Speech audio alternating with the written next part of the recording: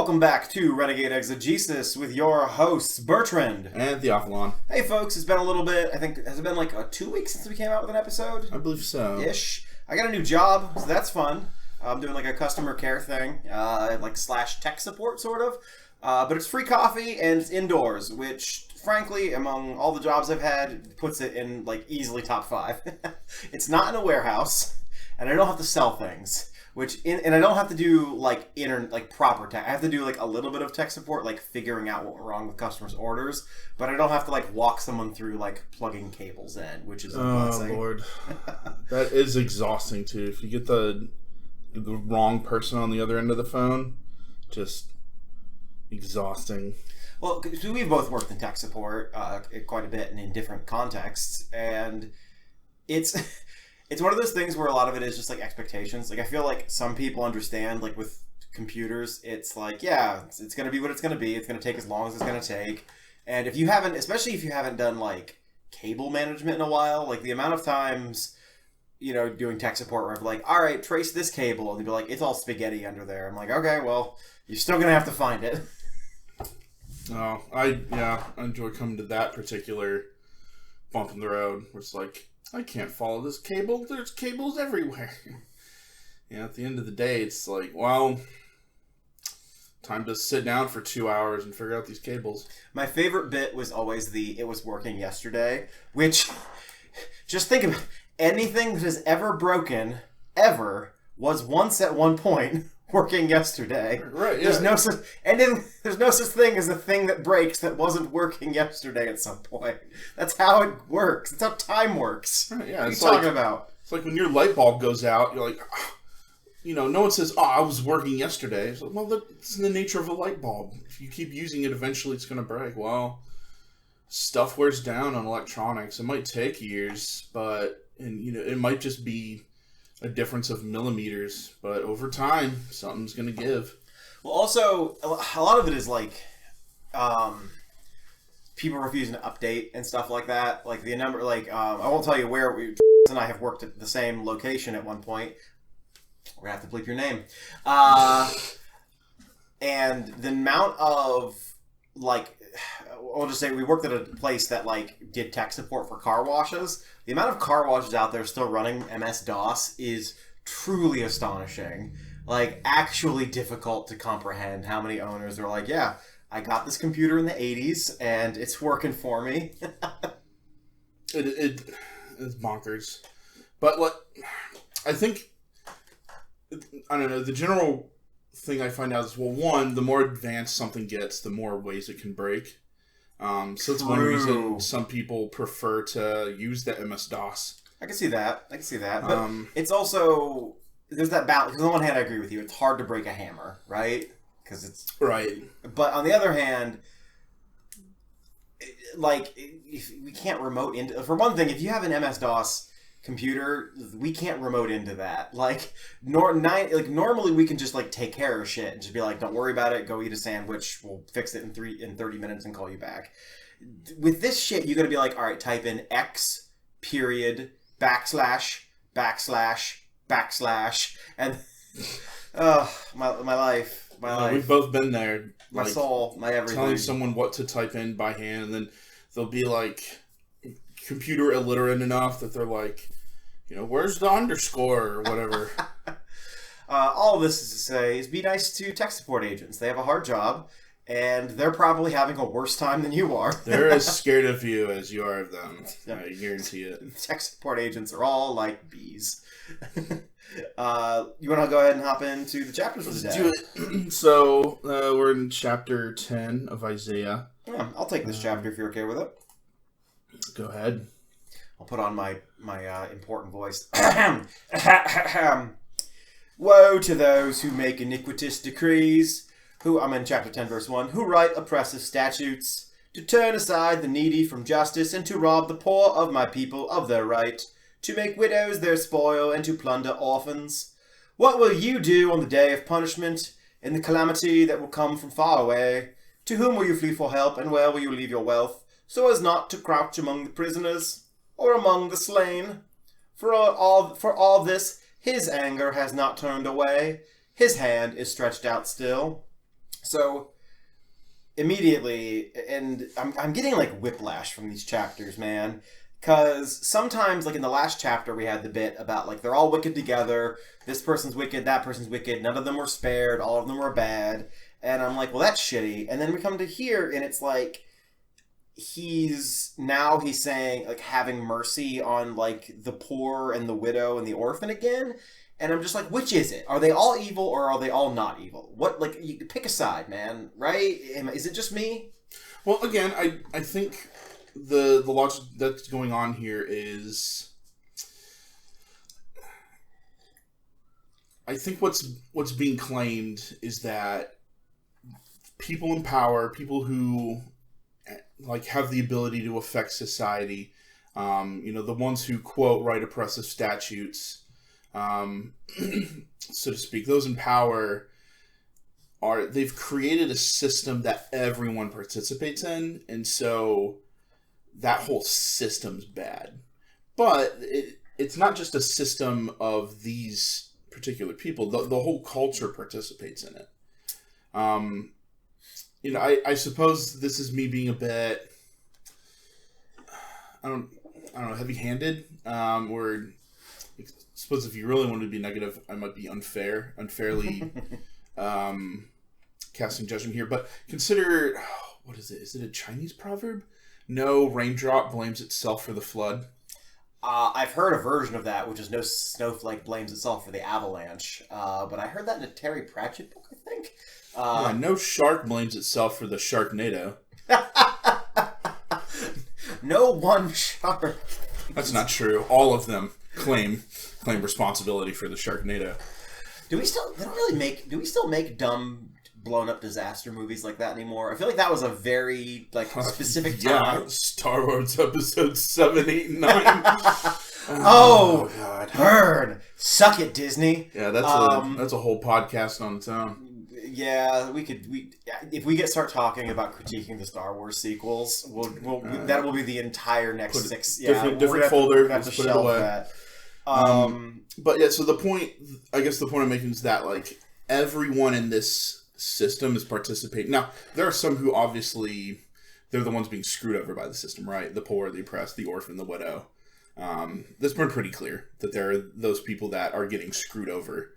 Hence the wrongness of this whole setup. But there's also, and maybe this is more of a modern analysis, but I'm kind of thinking of like the no ethical consumption under capitalism thing, where it's like, yeah, that's how systems work. But like, on the one hand, like if you're, like, I think there are all kinds of people who participate or work for organizations that are like structurally bad or problematic in some way, but I don't necessarily like morally cast blame onto the individuals in that, right? Like, right. Sometimes the American military does fucked up shit, but I wouldn't say that like individual soldiers are responsible for like the fucked up shit that the military does. Now, if they're doing something willfully, it gets complicated. Obviously, I think there are times when the moral thing is to refuse orders. Like if your higher ups are just like, go burn this village down, I think the moral thing is to say no. So it gets a little bit complicated there. Like I think the invasion of Iraq was bad, but I don't necessarily morally think every soldier involved in that was bad. But sometimes, obviously, they go above and beyond with Abu Ghraib and shit like that. So it gets complicated, right? And obviously, there are soldiers who can commit their own individual crime. A soldier, regardless of what country they're from, if they rape an innocent woman or they beat the shit out of like some old person and take their stuff because they're in the area, they can get away with it. Obviously, that's crappy, but yeah, there's heights and depths to a lot of this shit, and it gets complicated. If you're just following orders, well, so you don't want to say that though either, right? You're not totally excused. Like one's personal responsibility to universal morality is constant by the logic of that morality being universal. And it was interesting, actually, and just not to overly complicate things, but I believe the Pope at the time, and I think was that Jean Paul, I think, condemned the Iraq invasion. And we had, you'll know who this is, we had a Catholic philosophy professor who did actually say that it was the moral responsibility of Catholic soldiers to refuse to go into Iraq after that. There was which is interesting. So I do want to. It gets really complicated. I'll use. You know what? I'll use a less. I'm going to use a less. I'm going to use perhaps a less morally complicated example. I think probably fast food restaurants contribute to unhealthfulness in the United States. I think it's fair to say that like McDonald's is not like contributing much to our like health. But I don't morally blame. Like, I don't think you're a bad person for working at McDonald's, right? Like, you're doing what you're doing. Are you technically participating in a system that has negative effects? Yes, but like, it's one of those you do the best you can situations, you know? Right. Well, here's the complicated thing though is that it's one of all of this. Real quick, all of this is to say is I have issues with the like no snowflake in an avalanche feels responsible in this case, because he's basically saying is that even like the oppressed and the widow and the poor, like he's like and he seemed to be saying in that like using that analogy that like the oppressed and the widow and the poor are still morally complicit for like the system that they suffer from.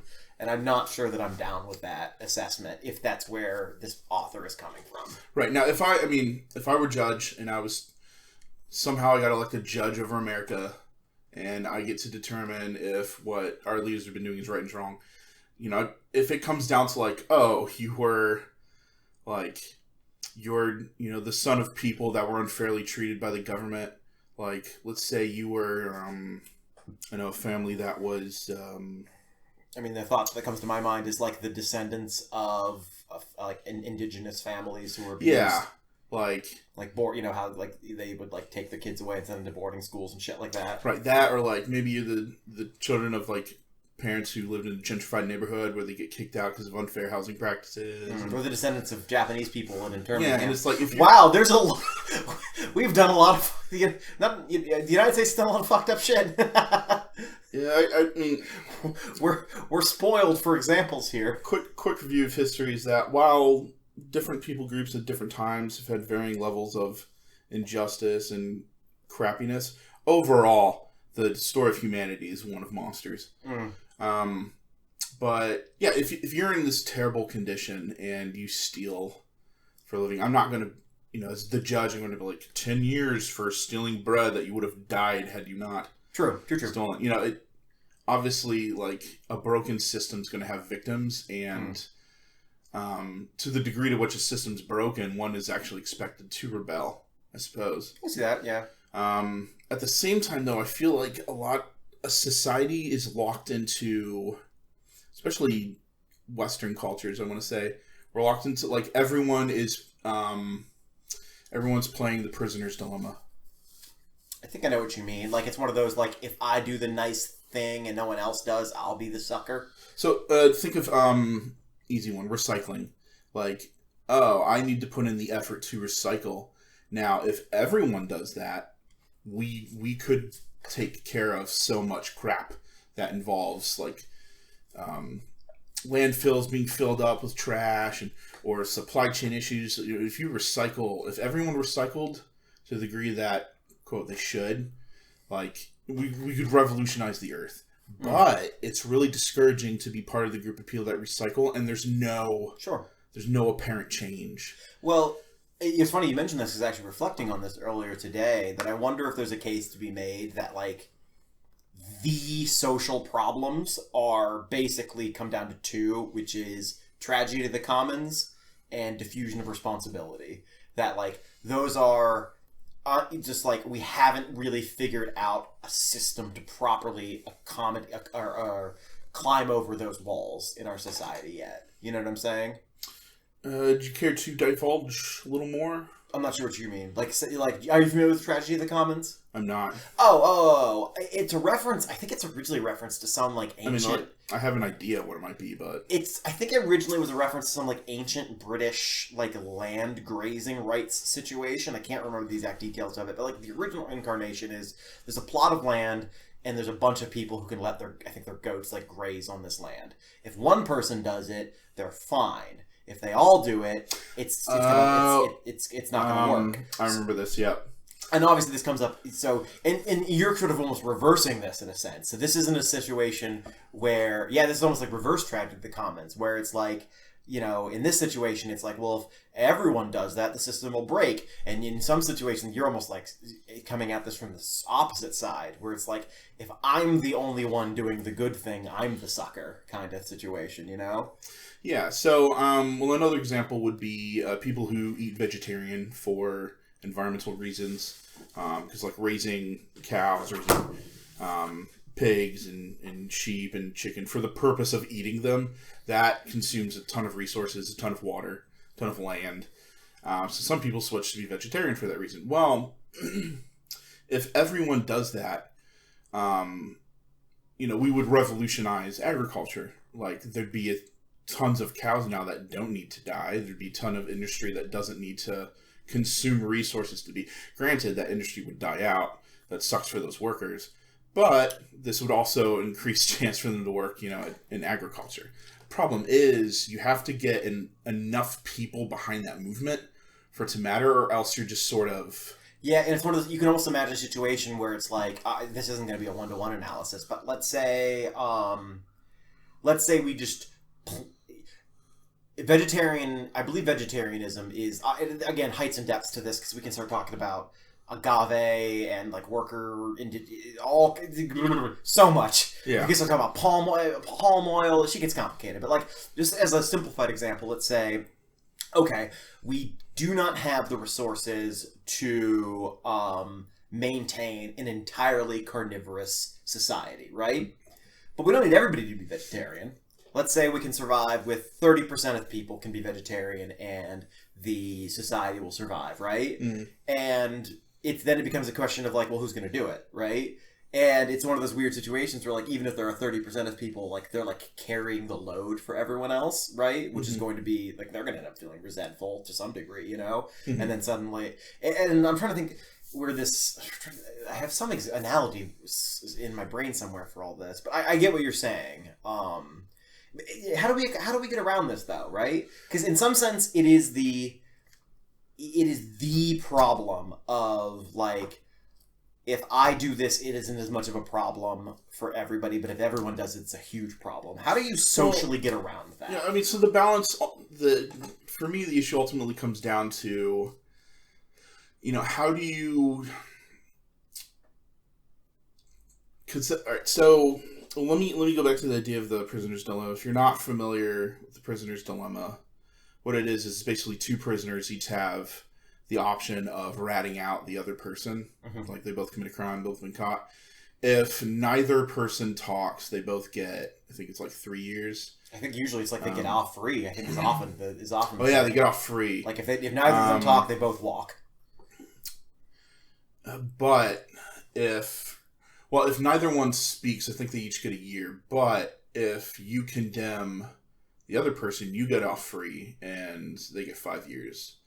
But they have the same option as well. Yeah, so there's 3 outcomes. There's best outcome if neither talk. Then there's worst outcome for an individual if they don't talk and the other person does. And then there's medium outcome for both of them if they both talk. Is I think usually how it works out to be. Right. Now, if you're... There's variations, obviously. Yeah, if you're super pals with your buddy in crime, both of you decide not to talk, each get a year. But there's that temptation to screw the other one over. And you could get no time in jail. But if they talk against you, you get 5 years. So cooperatively, if you're willing to split the punishment, that's the best case. But that's the thing. You have to be willing. There's a degree to which you're sacrificing of yourself. An example that was given to me is like... Oh, real quick, just to clarify. So you're suggesting a version of this where the best option for you is only available if you squeal and the other person doesn't. So is the version that you're suggesting here, because I think I've heard different versions of that. I can't remember. Your version is probably the original. Maybe I'm off base here. But are you saying like the only way to walk free is you squeal and they don't? Yes. But if you both squeal... if neither of you squeal, you both get a year. Yeah. So it's one of those situations of you have to be willing to take a little bit of a hit in order to basically accommodate this. I see what you're saying. Now, the super A+ scenario, obviously, is that neither you nor your partner go to jail. But for the sake of the hypothetical, that's not an option. Gotcha. And I see. in order for the best outcome, where the least amount of jail time spent between either party, 2 years, 1 year each, you have to be willing to split the punishment. Right. It's one of those situations where if you're a nice guy, you can end up being the sucker. Yeah. So now let's expand that to a greater scale. Let's say you work for a company's doing shady practices. You want to team up with your fellow workers to get rid of this. Well, if you want to do that, you want to team up, form a union. Like, enough people in the company have to be involved in that. You can't. If you're a one-person union, you just get fired. Yeah, a strike of one does not work. Right. So, coming back to the text here, the reason I think there's the degree to which all of Israel is guilty for this is the degree to which people are inclined to participate in the system of corruption. The problem, now, where I'd want to be fair to the poor and oppressed, is that it is super, super hard to fight a cruel system. And it's super hard to get everyone to fight against it at the same time. Because each of them's thinking, let's say I want to form a union and I go to my work buddies to form it. Well, if I get fired, perhaps they just split the payment they were giving me among everyone else. So now there's incentive to not join this union. And in similar ways, when it comes to like fighting oppression, like let's say someone gets arrested unfairly, and I go to protest their arrest, their trial, I might run the risk of my company firing me. In particular, I live in a what's it called? Conditions of employment. At will. We live in an at-will state where a company can just fire you just because. They don't have to tell you why. And there are technically reasons they're allowed to fire you, but it is one of those things like a business can only... Like, it's so wild to me that that's like people are like, oh, business can't fire for this, that, and the other. If a business wants to get rid of you, they'll find a way. Oh, they'll find a way. Either by like... Because I actually fully believe this. I feel like there are definitely companies that have rules on the book that they don't give a shit about if following, but they want it to be basically impossible to follow. That way they always have a reason to fire you. There's a Magic the Gathering card that's like that. I forget which one. What? It's a white card, and it references law mages, and the flavor text of the card says... law mages have made the laws, I'm paraphrasing, but the laws are so strict that at any given time you're at least breaking one law. Oh, yeah. I mean, and this is where I think this is where like drug laws come from. Like, does the government actually care if people don't smoke weed or not? Not really, but they want to have an excuse to harass people they want to harass. You know? And then they can do like property seizure. If you get pulled over for, say, like a drug check and you've got $20,000 on you, they can take that $20,000. Is that what's that called? Is that called? There's a name for that. It's not eminent domain, although it's a related civil forfeiture. Yes. That's the one. Can I tell you, kind of zooming back into the text a little bit? Can I tell you where my thoughts are going to be for this? For these 3 chapters now, because I'm trying to get into the head of. I suppose. Thank you. I'm trying to get into the head of. To understand a text, it can be really helpful to understand its purpose, right? What is the writer trying to accomplish, right? Without knowing that, it can actually be really difficult to assess the text, Here's my current thought, and this is kind of what I'm rambling around in. Do you remember around 9/11 and sort of the media surrounding Muslims generally, the Middle East generally, but specifically like Afghanistan and then later on Iraq? There was a funny thing in media of like simultaneously talking about... It was curious. They would talk a lot about how these societies oppress the people in them, right? They'd be like, our society is better than their society. We don't make our women wear head coverings. We don't, chop hands off for theft and this, that, and the other. So there was that kind of thing of like, oh, we're better than them, and that's why it's justified to invade. But then on the back end of that, there would also be... So they would like seemingly have mercy and compassion on the victims of these societies, right? Like there would be a sense of like, oh, it's terrible how Afghanistan and the Taliban treats, their women and children and so on and so forth. And this was that vibe, and you would think like, oh, you care about these people, right? But then like a cruise missile blows up a school or something like that, and the exact same person will be like, well, listen, they're all evil Muslim terrorists. They're hiding everywhere. You never know where they're going to be. It's not that big of a deal. So there would be like a weird, and I think we do this consistently. I'm like, I think 9/11, like around there was a time when it's like kind of stuck in my head. But this like left hand, right hand thing of like, we care about the victims of their society, but also they're all kind of shit, right? And like that kind of vibe. Yeah, it's like when Trump referred to Mexicans as just like murderers and rapists. In his mind, every Mexican's a murderer or rapist, even though for that logically to be true, there have to be victims of the murder and the rape. Right, who is being murdered and or raped. Right, but he doesn't give a shit about any of the potential victims. He just wants to cast that society in the light of being murderers and rapists, despite the fact that there's murder and rapists in pretty much every society ever. So my point being is like a simultaneous like attempt to propagandistically establish moral superiority of a group, but also justifying that group's destruction anyway, is something you do see. And I wonder if that's what we're seeing here. I wonder if if Isaiah is trying to sort of play both sides.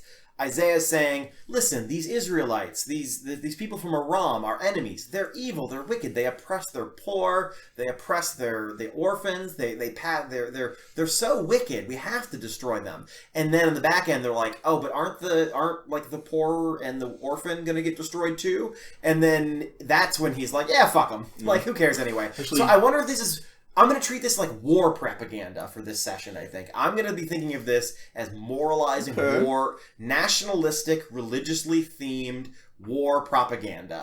Well, I will say for a perfect example of what you are discussing, you need look no further than the Russian war in Ukraine, where Russia... Putin wanted to liberate people from the Nazis there and the neo-Nazis.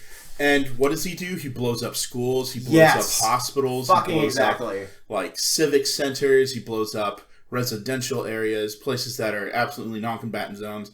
By the way, it's tons of war crimes. So many war crimes. just full on, just Auschwitz shit all over the place. But you watch Russian state media, and they'll do that, though. They'll be like, we are here to liberate them and to free them. But then, like, the exact same people in the exact same breath would be like, all of them need to die. They're all wicked. They're all bad. They're all this. They're all that. And they do, and it's like, how can you intellectually hold these things at the same time? But I guess propaganda often is illogical, Like, I guess that's kind of the point of it, almost. I mean, it's bully logic, It's like bullies attack people for, well, I suppose there's various psychological reasons, but there's this attempt to, like, make fun of the victim for doing a certain thing because you want them to stop, but at the same time, like, you don't want them to stop because you can keep bullying them. It's like if you got a group of guys and there's, like, the one black sheep who gets picked on, they pick on him not because they want him to stop doing the things they pick on him for, but because, like I said, there's very psychological reasons to feel better, because they have some sense of power, because they're insecure themselves, but they want to be able to keep that victim there so that they can constantly do the bullying. Really, really good point bringing up the Russian war, the Russian propaganda, by the way. Coming down to verse 5, so what's going on here, basically, if y'all can't remember, a quick rundown of the situation. Aram and Israel have joined a alliance. They are basically aggressing against Judah. Judah has appealed to Assyria to protect them, but there's a little bit of like not a reversal, but like an asterisk or reminder here for Assyria to not get too big for its britches here. So we'll hop in verse 5. Woe to Assyria, the rod of my anger. This is God speaking here, I think. The club in their hands is my fury. Against a godless nation I send him, and against the people of my wrath I command him to take spoil and seize plunder, and to tread them down like the mire of the streets. But this is not what he intends, nor does he have this in his mind, but it is in his heart to destroy, and to cut off nations not a few. For he says, this being I basically think is like Assyria or Tiglath-Pileser III, the ruler at the time, are not my commanders all kings? Is not Calno like Carchemish? Is not Hamath like Arpad?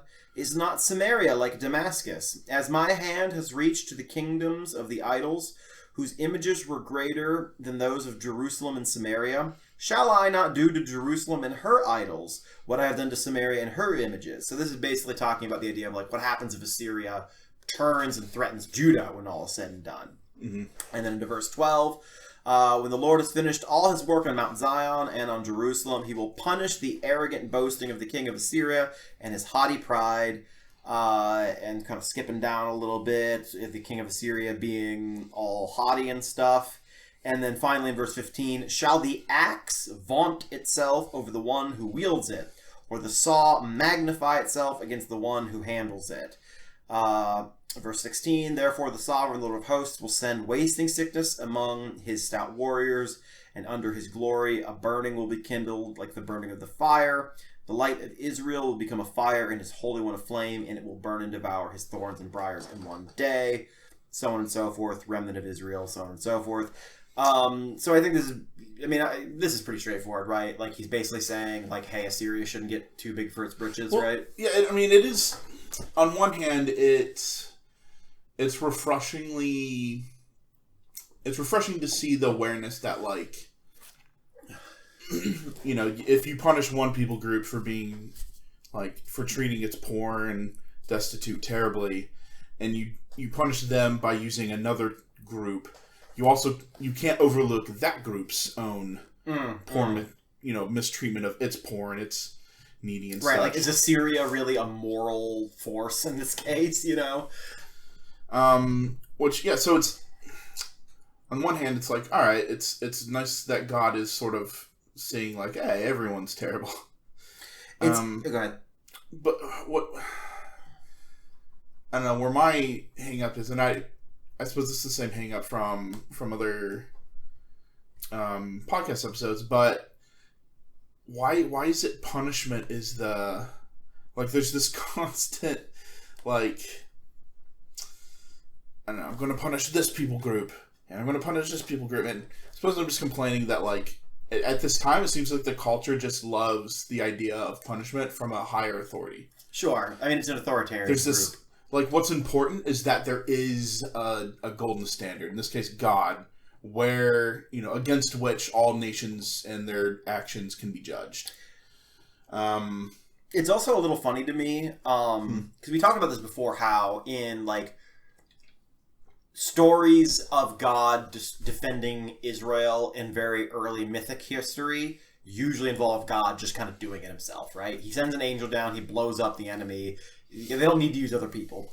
At this point in history, it's a little bit more like we're further along in history. No one's going to believe that, right? Like, it is a funny thing, is like, why does God even have to use Assyria at all? Like, couldn't he just earthquake these places or whatever? But then it's a little bit funny to me, because they have this whole, like, this bit about, like, shall the axe sort of vaunt itself over the one who wields it, which is very funny. It's because it's one of those weird things where it's like God's saying is like, I'm just using these people, but like Israel's the one begging for help, or sorry, Judah is at this point. Like, Judah's the one saying, please save me. So it's very funny to me to be like, listen, we're just using them, like that kind of vibe. Because they still have to, like, nationalistically elevate themselves. Like, they're still saying, like, no, we're better than Assyria. We just need their help because that's how God is choosing to help us at this moment. But we're still top dog, which is very funny. Verse 20, on that day the remnant of Israel, the northern kingdom, and the survivors of the house of Jacob will no longer lean on the one who struck them, but will lean on the Lord, the Holy One of Israel, in truth. A remnant will return, the remnant of Jacob, to the mighty God. For though your people, O Israel, were like the sand of the sea, only a remnant of them will return. Destruction is decreed, an overwhelming verdict. So basically saying is that, like, there are still some holy members of the people of Israel in the northern kingdom, and some of them are going to survive, and they're going to come back to Judah, and it's all going to be great. I suppose it's that sort of, that logic, that, like, and it's throughout the Old Testament where out of a large group of people, a holy remnant will be left. And there's this sometimes the emphasis is on like how evil the group is at large. Sometimes the emphasis is on the holiness of the people who be left. Sometimes the emphasis is on how small the remnant is compared to the group at large. But it all boils down to like huge group of people or huge system. Terrible thing happens because it was self-destructing because it's treating its poor and it's oppressed poorly, which it's a form of self-destruction. So we're just gonna wipe it out, and whoever's left, hopefully will be, more moral, better in their behavior. At least that seems to be the idea behind God doing this. Like, get rid of the crappy people, and the holy people are left over. And there's a thing I like about it, there's a thing I hate about it. The thing I like about it is that there's this acknowledgement that there's, one, there's sort of a universal morality, so I guess there's a few things I like about this. Two, that God's interest is in society being moral. What I hate about it is that the process of God making a moral society is just getting rid of the bad people. Right. You just destroy them, It's like, I forget, I think it's a Hulk villain, or someone connected to the Hulk storyline at one point tries to make the world entirely happy, and she goes about doing this, or wants to go about doing this, by killing all the sad people. Just a real... What does that remind me of? There's some media source that reminds me of, but I can't remember what it is. And then there's that, philosophy joke about, like, oh, little Timmy, wish upon this star. Like, I wish there'd be no more human suffering. And then, cue meteor to blow up the earth. Right. It's like, okay, well, technically there'll be no more human suffering, but it's not really what I wanted. That's why you gotta phrase your wishes. What you gotta say is, I want to maximize human well-being. That probably... Even then, you could probably come up with some... Well, no. I don't know. How could you twist that? If you had a wish to say, I wish that human happiness was maximized. How could that get fucked? First of all, you have to... I guess happiness is a little bit vague as an initial problem. First, depending on how many wishes you get, say you get the standard 3. Okay. Your first wish has to be that when you wish the second 2 wishes, the outcome of either wish will provide the greatest happiness for you among all possible ways that the wishes could be fulfilled. You use your first wish to say, I wish to only be able to wish for things that I will not regret having wished for. Oh, that's so good. That's so good, actually. Yeah, in fact, you don't even have to limit it to, like, things you wouldn't regret, but, like, things that you would be most thankful for. So you have to wish that the following 2 wishes will be fulfilled in ways that you would be most appreciative and thankful for among all possible ways those wishes could be fulfilled, and then you wish for... Yeah, you could even do human happiness. I wish it was impossible for me to wish for anything. I wish it would be impossible for me to wish for a wish that anybody could regret me having made. Maybe that'd be the way to do it. Or I wish to only be able to wish for things that every human being will be thankful that I wished for it, or something like that. Let's look. Do you remember that philosophy riddle / joke? Many. So, this was told to me. I don't know who originally came up with this, but there's this philosophy convention. In the middle of the convention, this angel shows up, much to the incredible surprise of probably 70% of its members. 70%. Well, probably all of them. But at least 70% of them are going to have to heavily rework their thinking of the universe if an angel shows up. The angel says, all right, you guys have 3 days to think of a question, and I'll return then, and when I do, you ask a question, I will give you God's honest answer to that question. So just the answer to any question you want. Yeah, and an angel disappears, and I'm like, oh my gosh. So, gotta come up with a question to ask. The existence of the angel by itself answers one question, which is, do angels exist? So already they've done something helpful, but go on. So I was thinking, what question do we ask? And this one logician, he's like, oh, I bet I know. We need to ask, what is the set of 2 items, the first item of which is the best question to ask, the second item of which is the answer to that question. And I was like, perfect. This way we get the best question and the answer. This is going. Can I try and guess the ending? Yes. Is the ending that the angel comes back and the angel says, that's really good. The best possible question is the one that you've asked.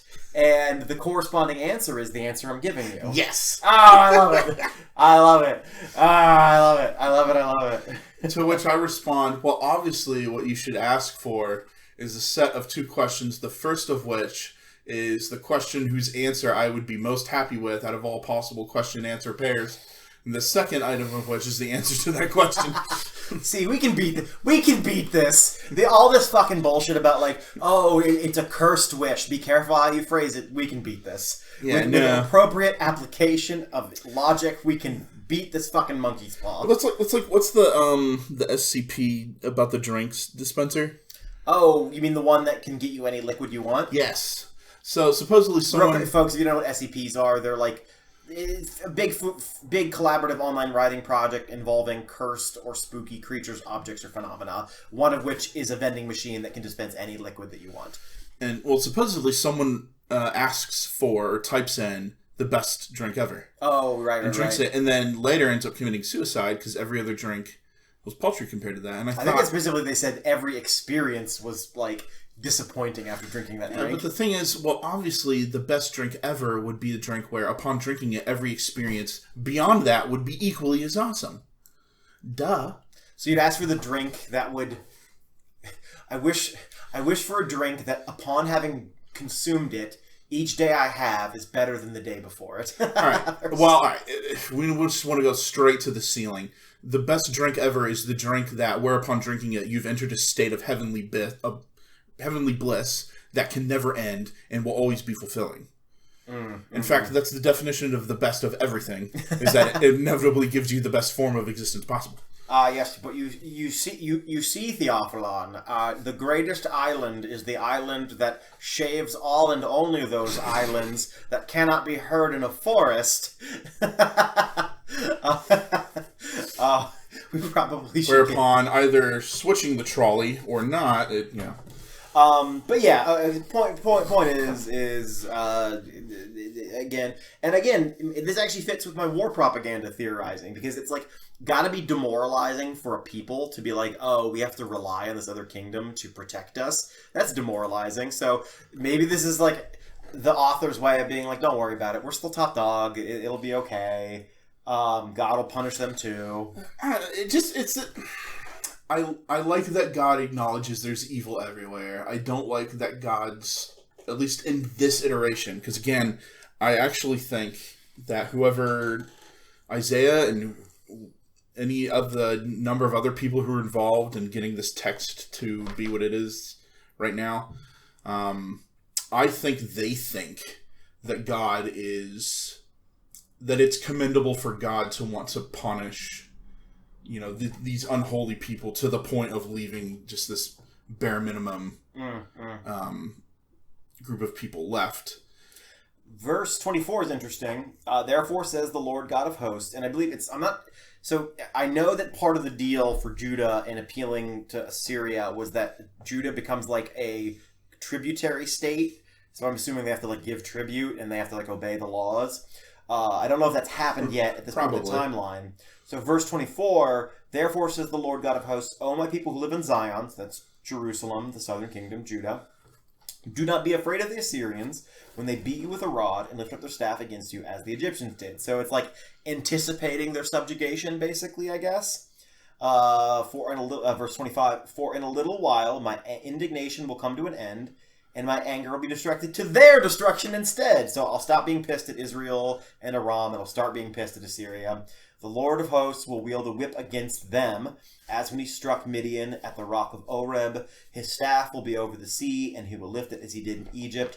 On that day, his burden, so I'm assuming like the tributary taxes and their like that kind of thing, will be removed from his shoulder, and his yoke will be destroyed from his neck.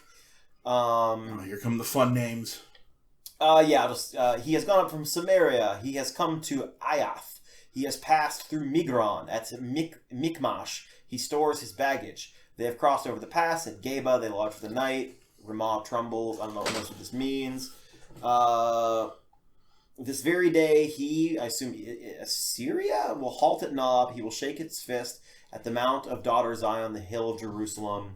Look, the sovereign, the Lord of hosts, will lop the boughs With terrifying power, the tallest trees will be cut down. He will hack through the thickets of the forest with an axe, and with Lebanon with its majestic trees will fall. I'm guessing Lebanon is in Assyria. That's my guess. So, yeah, it's basically saying is like, yeah, so sticking with my war propaganda theory, if this is like softening the blow of like, yes, we're going to have to be a tributary state for Assyria for a little bit, but don't worry, guys. It's all part of the plan. Trust the plan. That's my vibe that I'm taking from this at the moment. What are your thoughts? I guess... Am I being too mean? No, I don't think... And I admit, I kind of waver back and forth between... This is how we should properly understand what's being said versus, like... I don't know. I suppose a less favorable interpretation. And I sort of waffle between the two, and right, which I think is sensible. I think it's sensible to put on various hats. Some of them charitable. What a good philosopher does. I forget who said it. He said the mark of intelligence is to entertain an idea you disagree with. I've heard that attributed to Einstein, but a ton of stuff gets attributed to Einstein. The basic idea is very good. And that student's name, Albert Einstein. Yeah, cool. Know your meme. There's so many good like things that I wish were attributed to the, like there's a quote that often gets attributed to I think Steinbeck that is socialism never caught on the United States because people in the United States think of themselves as temporarily embarrassed millionaires. I wish Steinbeck had said that. That's a great line. Yeah, that seems like a bit too modern for Steinbeck, but maybe he did. Socialism, the idea of socialism has been around for a long time. Like Marx wrote letters to Abraham Lincoln. Right? No, like I tend to think of those as being farther apart in time, but Marx wrote letters to Abraham Lincoln. I don't think Lincoln ever wrote back. But isn't that fun? That is. Suppose I saw a post recently where someone said historically it would have been possible in some like window of years for a samurai to send a fax machine or to send a fax. Not the machine, but to send a fax to Abraham Lincoln. Interesting. Yeah. Okay. Well, like weren't Anne Frank and Martin Luther King born like around the same time? They were born on the same day. They were on the same day. British. Either they died the same day or they were born the same day. That's too poetic. Or the same year. Anne Frank and Martin Luther King.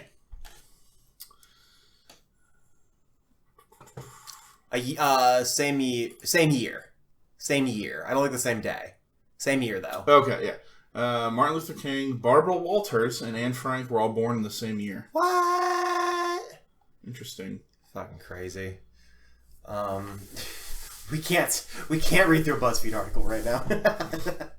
All right. You want to take chapter 11? Oh yeah.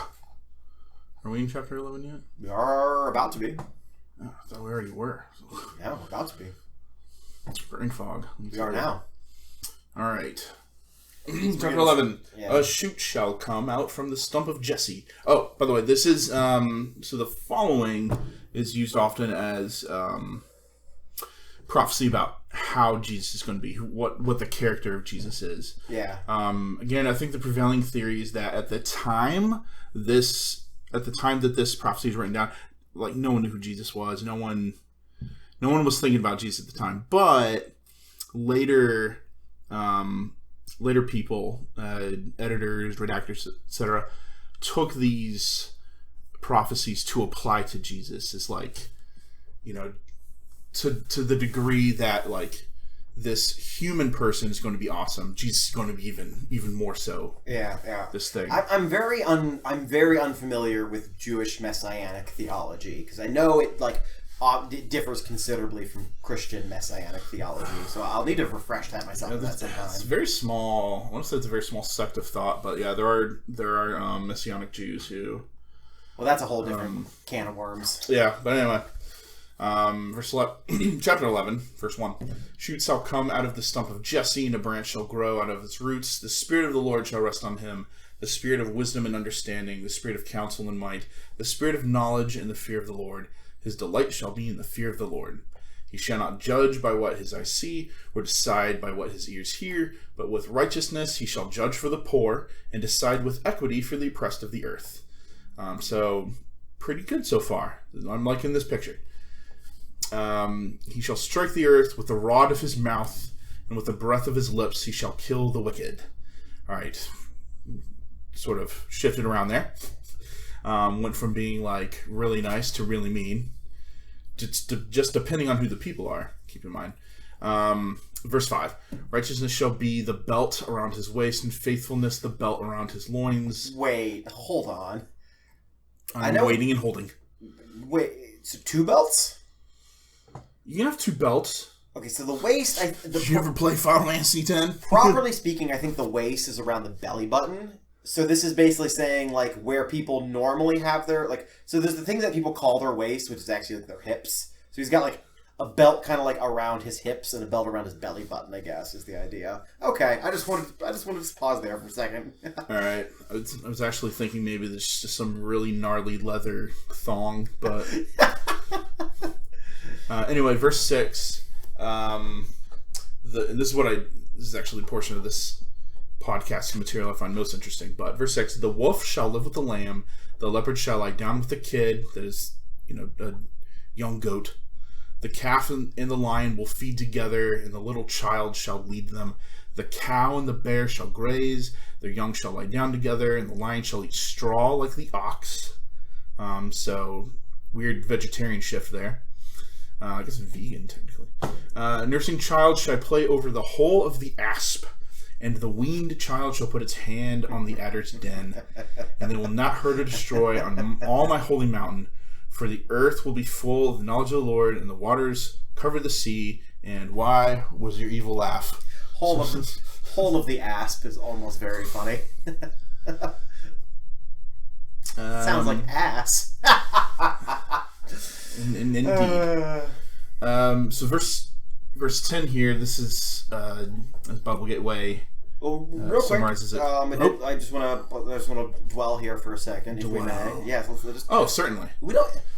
Dwell is a bit antiquated. We don't really use the word dwell anymore, do we?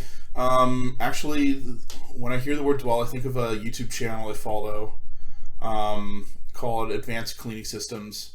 And they clean rugs, and one of the phrases they use is they let the rugs dwell in like a water soap mixture. Okay, I see that. We use dwelling a little bit, So yeah, a couple interesting things here. I wish I knew what the timeline expected here is. Don't we all? And I wish I knew how literal we're supposed to take this. Like, is the author here literally saying that in a short, like at some period of time, the biology of like lions is going to be altered? Lions can't eat grass. I don't think they have like the bacteria or the stomach for it or whatever. Based on how often my cat eats grass, I might. Your cat cannot live on grass. I'm certain of that. Can't live on grass, but like could help with digestion. It's like how alligators will eat rocks to help with digestion and weigh them down a little. Is that an alligator thing? It's an alligator crocodile thing. Hey, think hippos do it too? Huh, I didn't know that. Yeah, obviously it's not the primary source of nutrients. The point is like there's some sort of like altered biology situation going on here. Well, I mean, definitely altered relationship between predator and prey, in that it seems to have been resolved. The wolf shall live with the lamb. So it's. Well, it also says the bear shall graze. So yeah, like I feel like this has to be. We have to be talking about physiologically altering these creatures. Right. So what's the significance here? That the predators are no longer preying on the prey. The predator-prey relationship's been severed. Assuming this person has a fall of man theology, if that's like a thing at this time already, you could perceive that as like a reversal of the punishment at the fall, I forget, does the fall declare like any sort of predation? I think it's made. The lion shall eat the lamb. I think it is made clear. I can't remember in the context of Genesis, but I believe it is made clear. It's somewhere in Genesis that prior to the fall, there were no carnivores. I believe that is the case. Okay. And I think even I remember something having to do with Noah post-flood, where like maybe I'm totally misremembering this, but like for some reason I think it wasn't until after the flood that humans started eating meat. I could be totally making that up. No, I have to be making that up because Cain and Abel I assume Abel was made a sacrifice of meat, Yeah. right? So that can't be the case. What am I remembering then? I'm remembering something to do with Noah. I don't know, but I have the memory of I'm gonna like Google this. predation starting after the fall or being a consequence of the fall. Yeah, that's definitely a thing. But just hang with me for a real second. We're like Noah, Bible, meat eating. Am I totally misremembering? Well, Okay. Well, also they do point out that you can't have carnivores without death. So if your assumption is that death did not exist before the fall, yeah. then you can't have carnivores. But there's a bit in Noah that's... Yeah, so I mean, what's the significance here? Obviously, I don't think God's trying to say like, look, I'm going to change how your ecology works. The point is that in this predicted future, which by the way comes about because of the ruler out of the stump, from the stump of Jesse, branch shall grow, that being the Lord, Christ, Jesus. Even though it was natural for the predator to attack the prey, like that dynamic's going to be shifted, where the system will no longer require someone to suffer for another person to be happy. Okay, I found it. Now, a universalist like me would take this set of verses, and again, it's hard to believe things, but I hope this is a description of heaven whereby, you ask yourself, like, are there spiders in heaven? I'd assume so. I think if God creates a creature, he wants that creature to experience heaven eventually. Well, what does the spider eat? Does it eat flies? Well, that sucks for the fly. But if you have some creativity, you can sort and clearly God would, being he, at least in theory, if he exists, he has a superior intellect. There are ways to... A spider can still eat and do what it does and be a happy spider without any flies actually dying or experiencing terrible death. Real quick, so there's a verse, it's Genesis 9, and I guess it goes, and God blessed Noah and his sons and said to him, be fruitful and multiply and fear the earth. The fear of you and the dread of you shall be upon every beast of the earth and every yada yada yada. Into your hand they are delivered. Every moving thing that lives shall be food for you. And as I gave you the green plants, I gave you everything. But you shall not eat flesh with its life, that is its blood. So there are some people who think that that's when God first okayed meat eating for humans. But Abel definitely was definitely sacrificing animals. So if you think that, then you have to think that Abel is sacrificing animals, but they're not eating animals, which doesn't make sense to me. Mm-hmm. The point remains is like either way, I think within the context of this theology, there was a time when there were no carnivores, I think is the idea. Okay. Just interesting stuff. Go ahead and take it away. Well, like I was saying, so for universalists like me, we look at this set of verses, we say, oh, we hope heavens to be this way, where God eventually figures out this system whereby everyone truly can be happy. Humans are going to do it eventually if we get lab-grown meat solved. Here's the thing. So sometimes I'll have arguments with myself, as people are wont to do.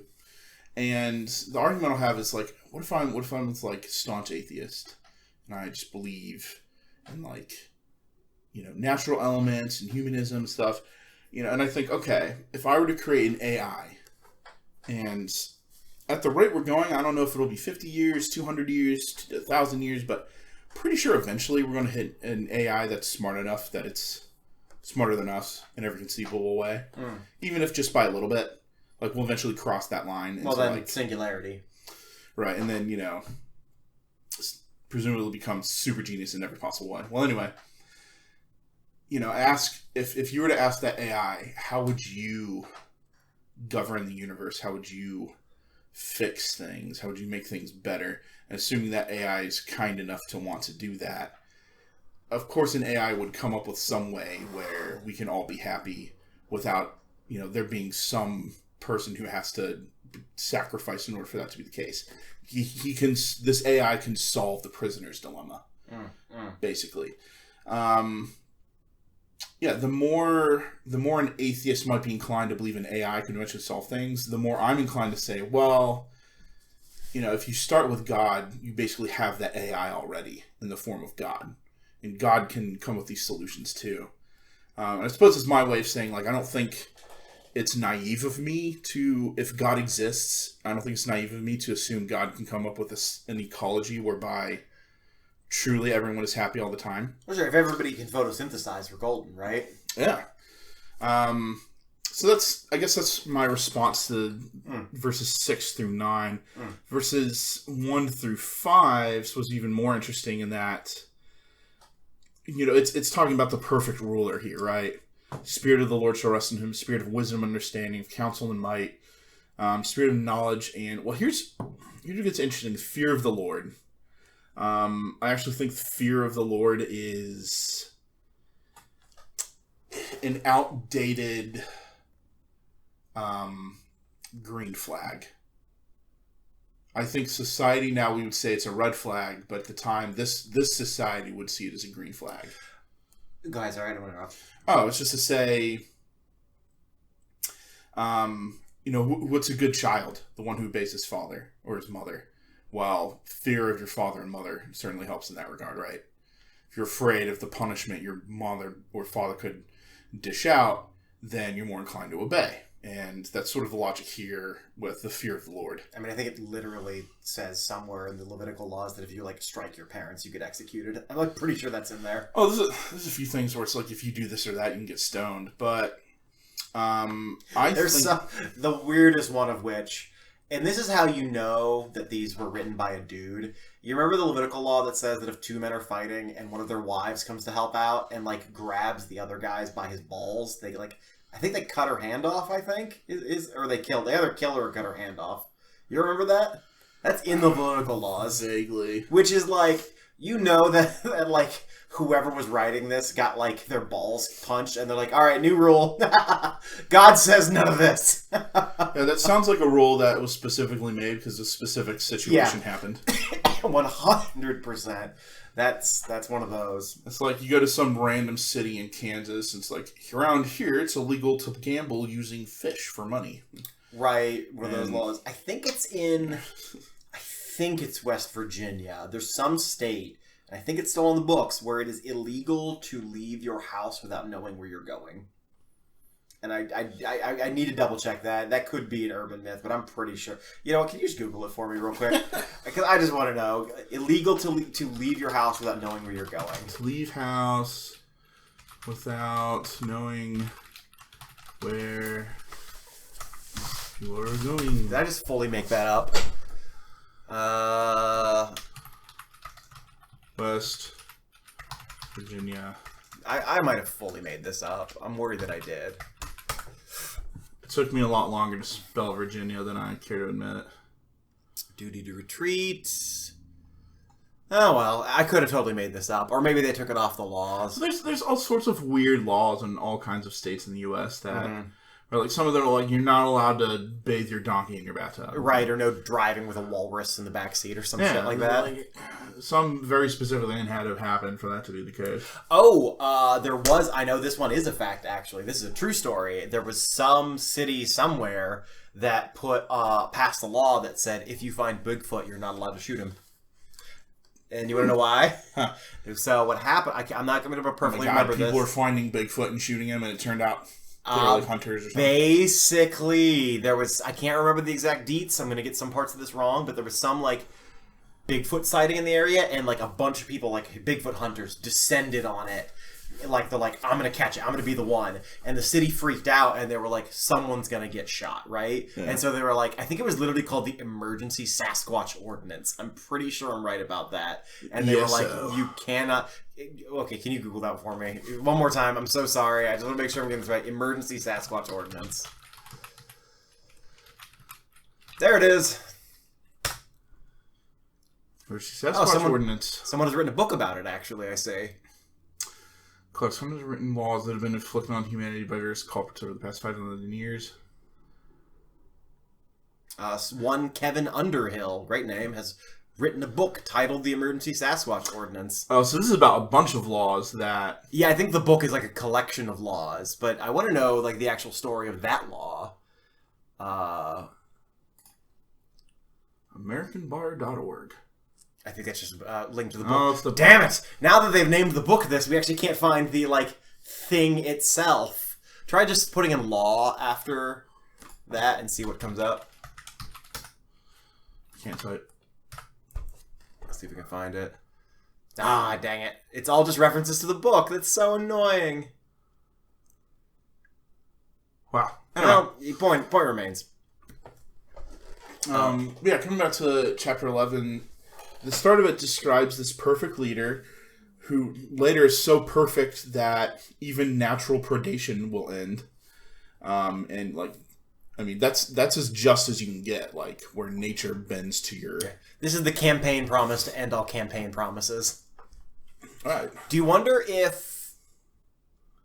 So this is often taken to refer to Hezekiah, which is Ahaz's son. So do you wonder if Ahaz has already gotten like some concubine knocked up, so they know the baby's coming? Like, do you know if this is like ahead of time? They're like, if this is Isaiah being like, there's going to be a new king on the throne, great opportunity. People love a coronation. It gives people hope. Like if again, I'm analyzing this as potential propaganda now. And I wonder if that's kind of a thing. Like, hey, listen, there's going to be a new king soon. It's going to be great, you know? Yeah, well, I mean, it's totally hyperbole. I mean, look at current day political campaigns. It's like, I promise this, I promise this, I promise this. And regardless of what political party, most presidents don't fulfill their promises. I'm going to say, like, on average, less than 50% of the campaign promises actually happen. I'm pulling that figure out of my ass, admittedly, but it's common understanding that when politicians campaign, they're giving you an impossible version of themselves. They're giving you an impossible future. Now, however, that's the most appealing future, and technically it's in line with, or at least theoretically in line with their values and views as a politician.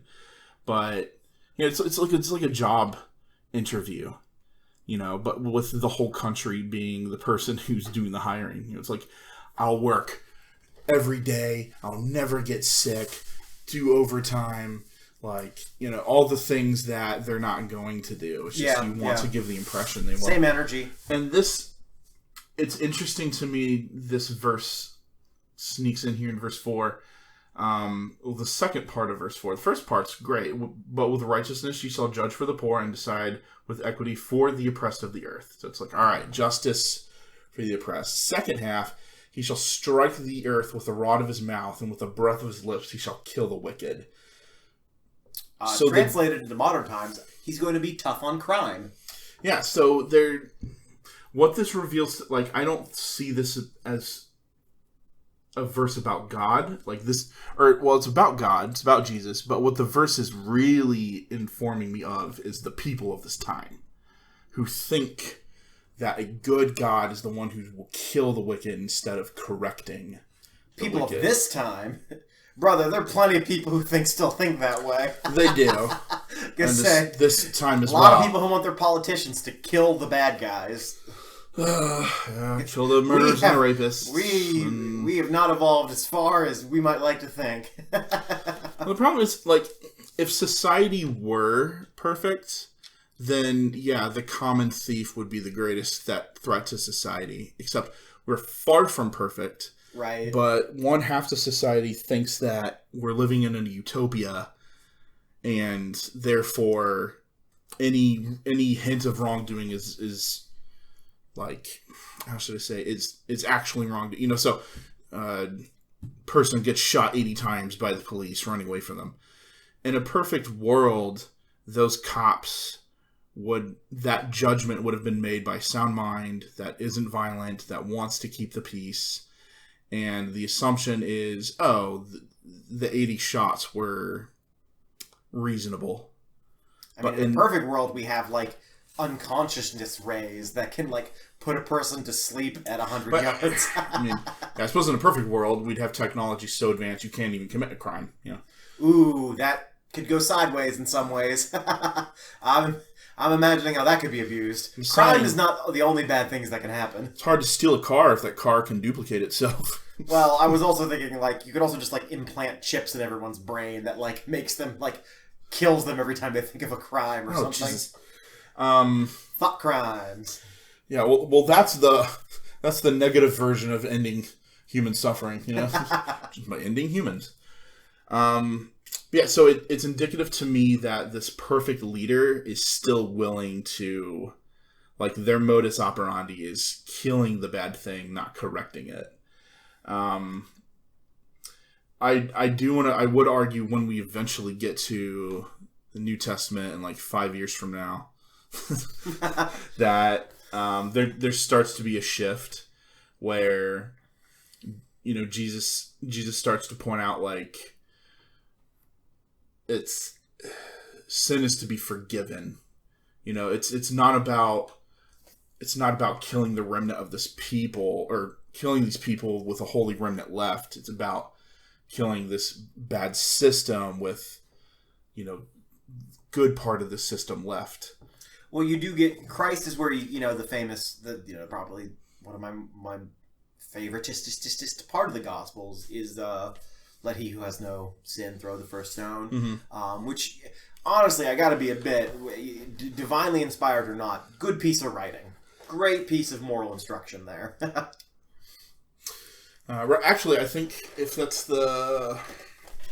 there's some manuscripts where that section is missing. Yeah, it's not in the original gospel. It's not in the original manuscripts. And when that was taught to me that it was missing, the pastor at the time, I totally forget his name.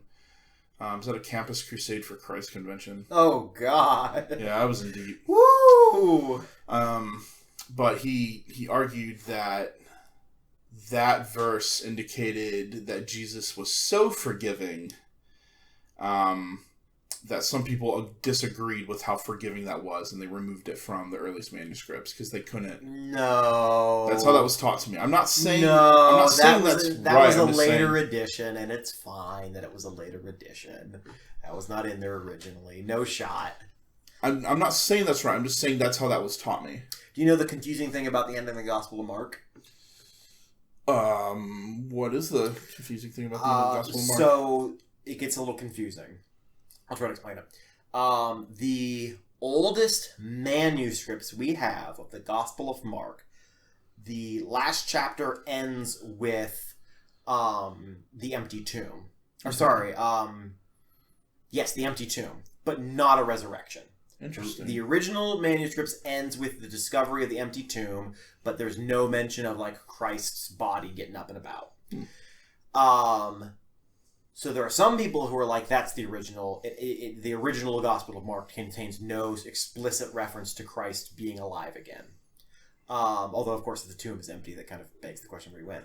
Where it gets confusing, however, is there are writers who quote Mark and who quote the longer ending, and those writers are older than our oldest manuscripts. So it gets a bit of confusing question of like, do you want to go with the manuscripts, or do we go with like the fact that there were other people quoting it? And where it gets extra confusing is there's actually another ending of Mark floating around there that some manuscripts have that's totally different than what we have. And some people are like, where'd that come from? So the ending of Mark is screwy. It's real confusing. There are other Gospels that reference parts of Mark that are older than the oldest manuscript of Mark. They're not Gospels. Like Christian theology writers being like, and as it says in Mark, this, that, and the other. So clearly the ending of Mark containing mention of the resurrection is older than the oldest manuscripts that we have of Mark. But the oldest manuscripts themselves end with the empty tomb and not with the resurrection itself. So it gets real confusing about like what's official and what's not. That just seems to tell me that there are older versions of Mark we just simply don't have. Oh, 100%. There's for sure some lost stuff in there that we're just never going to really be able to figure out, which is frustrating, but that's life. That's documents. That's how it go. Yeah. You want to pick up, where are we at? We have verse 10 or 11? Verse 10. All right. So it's labeled Real quick to anybody who doesn't know, they keep mentioning Jesse. There's this big thing of like a dynastic line starting with King David, whose father was Jesse. And so I did look it up, by the way. Ahaz is part of the line of Jesse. So that not monastic, monarchic line is still in place at this point. Well, there's another weird thing that, like, that's important. Oh, because it's the covenant. It's like I made a deal with. You can go all the way back because I mean, if you think about it, the whole bit, the whole story of Israel starts with Abraham, right? Right. And so literally, it starts with a promise. It's like I made a deal with you, you know. And so like God's not gonna like turn back on his deal with Abraham. They make a bunch of deals though with Abraham, and then later on with Jacob, and then with David, and with there's all kinds of deals. God's making deals all over the place. Well, verse 10, on that day the root of Jesse shall stand as a signal to the peoples. The nation shall inquire of him, and his dwelling shall be glorious. On that day the Lord will again raise his hand to recover the remnant that is left of his people, from Assyria, from Egypt, from Pathros, from Cush, from Elam, from Shinar, from Hamath, and from the coastlands of the seas, from all these different regions. He will raise a signal for the, verse 12, he will raise a signal for the nations, will assemble the outcasts of Israel, and gather the dispersed of Judah from the four corners of the earth. Which is weird, because has a dispersal, has a diaspora happened yet? I mean, I guess people move away all the time. Is that what they're saying? It's just like, yeah, you have some, not every Judean has like stayed in Judah. I guess is that what we're going with?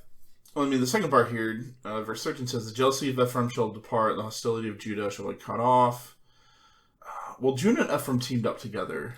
Ephraim is referencing the northern kingdom. Okay, so this is, I think, insofar as that split happened. Yeah, they're specifically saying that the wound between northern and southern kingdom is going to be healed at some point. But right, since that wounding obviously has geopolitical ramifications, that's why that's why they're gathered from Egypt, Pathros from Cush. That's how I'm interpreting this. Anyway. Yeah.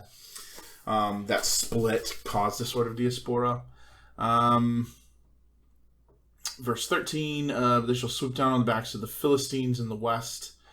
Together they shall plunder the people of the east. Which very funny, immediately funny. Well, guys, in that glorious day, you and me are going to get along, and then we're going to team up, and we're going to fuck some shit up together. Yeah, it's like, we're going to stop fighting. We're going to kill that guy.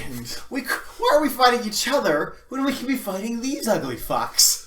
Elves and dwarves together to fight the orc scum, Which, by the way, did you know that I did just learn this not that long ago? Do you know that canonically in the Tolkien things, orcs are just elves that were like tortured and warped, basically? Yeah, Saruman says so when he's talking to Ugly Face in the first movie. Oh, I think I missed that bit. That recontextualizes so much of that. Like, oh, the orcs are just like tortured, broken people. Like, it really recontextualizes. I want to say goblins are too. Goblins were a perversion of sorts. Oh, maybe. Right, because I mean, the point is that like evil can't create or isn't able to. Right, it can only corrupt. Yeah. Fair enough. But anywho, verse 16 here, last in chapter. So there shall be a highway from Assyria for the remnant that is left of his people, as there was for Israel when they come up in the land of Egypt. So there's this restoration. There's the end of the punishment. Again, there's this pattern of here's a great populace. Most of them are going to be destroyed, and the holy remnant will be left, and there'll be this God who will lead them. And the whole structure of it just seems to be, well, I suppose I could complain about this in the entire book of Isaiah if I wanted to. Probably the whole Bible, but I guess it's just this frustration of holiness being there are good people and there are bad people. And God's plan is just to get rid of the bad people so the holy people are left. I think at this time they thought that was a good way to go about ruling. And can I tell you an interesting thing? Yeah. There are some interpretations. You know the sheep and the goats? I do. So for anyone who's unfamiliar, there's the thing in Jesus says that at the end of the times, like there are going to be goats and they're going to be sheep, which are like representative of like believers and non-believers, basically, and like the goats get burned and the sheep get paradise. Is the idea.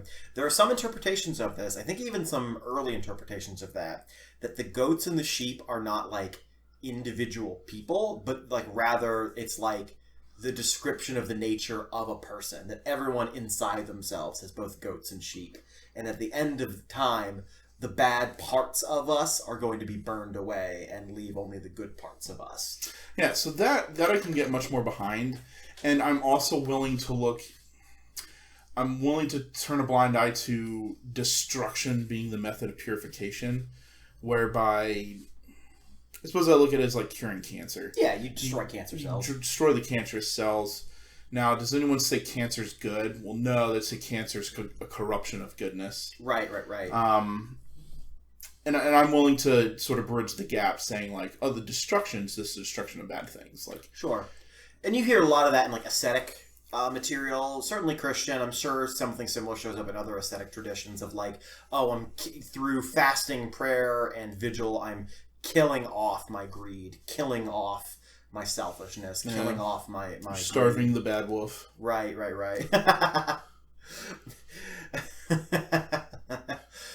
Inside of me are two wolves. I'm getting double penetrated by wolves. Inside of me are two wolves. Both have depression. You have depression. Inside me are 6 men. I'm on a porn shoot. What does that remind me of? Egyptians. Oh god, I'm pulling this from like middle school, so forgive me for how bastardized this might be. But supposedly, I think it's middle school or high school. Egyptians thought that when you could see the soul in the eye, they're seeing a reflection. Okay. The eye reflects light, but they're saying, "Oh, that's your soul," and then you think, "Well, what about the reflection's eye?" And that's the soul's soul, and that goes down 7 layers. Huh. I was reading actually some like Egyptian. I think it was the Egyptian. I think there's both an Egyptian Book of the Dead and Tibetan Book of the Dead. I think they're very different. I think I'm remembering that. But I was reading basically like Egyptian like funerary. Thank you. I can't say it. Funerary? Did I get it right? You said it. Funerary practices and like all the like incantations and like spells and stuff, and like there's like a description of like you have to memorize all these spells and you go on a journey in the afterlife and you have to say the right spell at the right time in order to ward off the guardian at that particular time. Is the whole big thing. It was really interesting. It was cool to read. I don't know, it's giving me like major Dark Souls vibes. It's like you need to just walk through the path of the dead and die like 400 times till you memorize like which corners to expect trouble around. And curiously, some of them were like explicitly like moral tricks, basically, in the context of like I'm not gonna remember the details of this, but like basically like there are certain moral requirements that you have, but if you know the incantation, you can like you don't need to fulfill that moral requirement. You can get past anyway. It was interesting. I believe this license says I'm a good person. Sir. If you will attend to document A, I am legally dead. So you cannot arrest. I wonder if anyone's ever done that. Like, if you're legally dead, can you be like can you be charged with a crime? I feel like my answer to that is your identity is dead, and they'll just create a new one for you. Can they do? I'm actually curious. I'm gonna look this up. So I have a friend who does some law stuff, and I'm gonna ask her like, if you're legally dead, can you be charged with a crime? I bet this has come up somewhere. I bet there's some case law somewhere that like in Pennsylvania in 1827, someone was declared legally dead and then like shot someone, and they were like, ah, shit, how we're gonna deal with this legally? God, that'd be an extremely interesting case to follow. I hope you find something like it. I will look it up and I will let you know. Shall we get on to... Yeah, did we finish this chapter? 12? I believe we did. Cool, I'll take the last one. It's a short one, so I don't have a lot of work to do. Chapter 12, Thanksgiving and Praise. You will say, on that day, I will give thanks to you, O Lord. For though you were angry with me, your anger turned away and you comforted me. Surely God is my salvation. I will trust and will not be afraid. For the Lord is my strength and my might. He has become my salvation. With joy you will draw water from the wells of salvation. And you will say on that day, give thanks to the Lord, call on his name, make known his deeds among the nations, proclaim that his name is exalted, sing praises to the Lord, for he has done gloriously. Let this be known in all the earth. Shout aloud and sing for joy, O royal Zion, for great in your midst is the Holy One of Israel. I have a question. What is your question? See in verse 2 where it says, the Lord is my strength and might, he's become my salvation? Mm-hmm. Salvation from what? Are we thinking specifically salvation from, like, the foreign enemies at this point? Like, because the idea is, like, he has become my salvation, like, he's going to save me from the people of Aram and Israel and Assyria. Is that the vibe? Yeah, well, it's saying you will say on that day. Yeah. The day being... So that's verse... Or chapter 12. That day being referenced is the one from chapter 11, verse 11. On that day, the Lord will again raise his hand and recover the remnant that are left of his people. I'm wondering if on that day is roughly interchangeable with, like, in that time. Like, I don't know if this is referring to a specific day. I think it's saying, like, during the reign of this promised king, it's going to be like this. I don't think this is referencing, like, on a Tuesday at 2 p.m. There was a dude who... I went on a missions trip with him, actually. And as part of that, we all had to come up with, like... You know, it was his morning to do morning lessons. But he brought up this idea that in Hebrew, day is used for three things. A 24-hour period of time, a 12-hour period of time, which is to say daylight, and then just a period of time, like the day of the Lord. So it's very possible that this could be Greek says something different, actually. There's a word that's often translated as eternal, like eternal life, eternal death, and I believe the Greek is roughly aeon or aeonia, I think. Okay. But it can also be translated as world, which is pretty interesting. So, like, that's an interesting like the world of life and the world of punishment. Ooh. That's a little bit different, you know? That's like an interesting We'll get to that when we get to that. Can you actually do me a favor? Mm-hmm. Would you mind going back one chapter? And finding that verse that mentions the fear of the Lord? Here's verse 3, shall delight. Would you mind blue lettering that for me? I just want to know what fear is in Hebrew. All right, chapter 11, verse 3. I want to know what fear is in Hebrew. I've heard from others that it is like sheer terror. Okay, so but that that has like connotations to mess with. I'm curious. CSV. 10. No, 11. Fire. Verse 3. No, it's verse 2. Blue lights. It's verse 2. It's verse 2. Ah. Wait. Well, blue letter, his delight shall be in the fear of the Lord. Oh, the verse is different. NRSV. Am I wrong about that? Oh, no, because it mentions the fear of the Lord twice there, in 2 and 3. All right, so verse 2, Spirit of the Lord will rest on him, the Spirit of wisdom and understanding, Spirit, counsel, strength, knowledge, and the fear. All right, let's see what we're doing. Yira.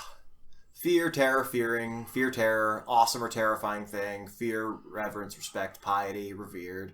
Okay, so just fear. Right, but it's this... like mind-bending terror. Yeah, awesome or terrifying thing. Consider the literal meaning of the word awesome. Like, right. Awe, like holy shit. Right. And can you go back one page for me here? I just want to see verse 3 real quick. What's verse 2? What's verse 3? Interesting. Does this mention fear at all? Oh, there it is. Okay. Yira. And it's the same one. It's fear. It's fear both ways. Yira. Okay, I was just curious. Oh, and I just remembered the other thing that interests me about this section. The second part of verse 3. Uh-huh. He shall not judge by what his eyes see or decide by what his ears hear, but with righteousness. That is interesting. So it's this... The idea is that it's unbiased. Yeah. Like he doesn't judge by what appears to be right or by what is hearsay, or by like appearances, I guess. Yeah, or what the crowd says, but with righteousness, like somehow has access to the actual truth of the matter. Right, wisdom and such, which does sort of in a very, like, if you're being extremely literalistic about it, he's like he would watch someone stab someone else with his own two eyes, and he's like, nope, not trusting it. That's not good enough for me. Just righteousness is like a weird extrasensory thing for him in this case. That is weird. I know that's not literally how it's saying. I agree with you. What it's saying is, like, he's not going to just go on appearances. He's going to, like, actually have righteousness, basically. And he's not going to listen to hearsay. He's not going to, like, do that kind of thing, which I think you're correct about. Right. But there's this sort of almost like the other way you can go with this is there's this supernatural. The idea is, well, I think for Hezekiah, the idea is he'll be a good ruler. When applied to Jesus, there's this sort of like he's supernaturally great at ruling. But yeah, that's interesting. But anyway, let's go back to chapter 12 here. I feel like there's not too much to unpack here, actually. It just is basically saying is like... Short chapter. It's like, hey, there's going to be, someday in the future, things are going to be good. God's not going to be angry with me anymore. Although what's weird is, have we mentioned... I'm assuming this is from the perspective of the people living in Judah at the moment, right? Like, I assume the I in verse 12 is an inhabitant of Judah, right? Am I right about that? I believe so. Okay, when in this... Has it mentioned God being angry with the people of Judah in this... It's been a couple weeks since I can't remember. Have they mentioned, like, the wickedness in Judah much? Like, all this seems to be about the wickedness of Israel and Aram and Assyria.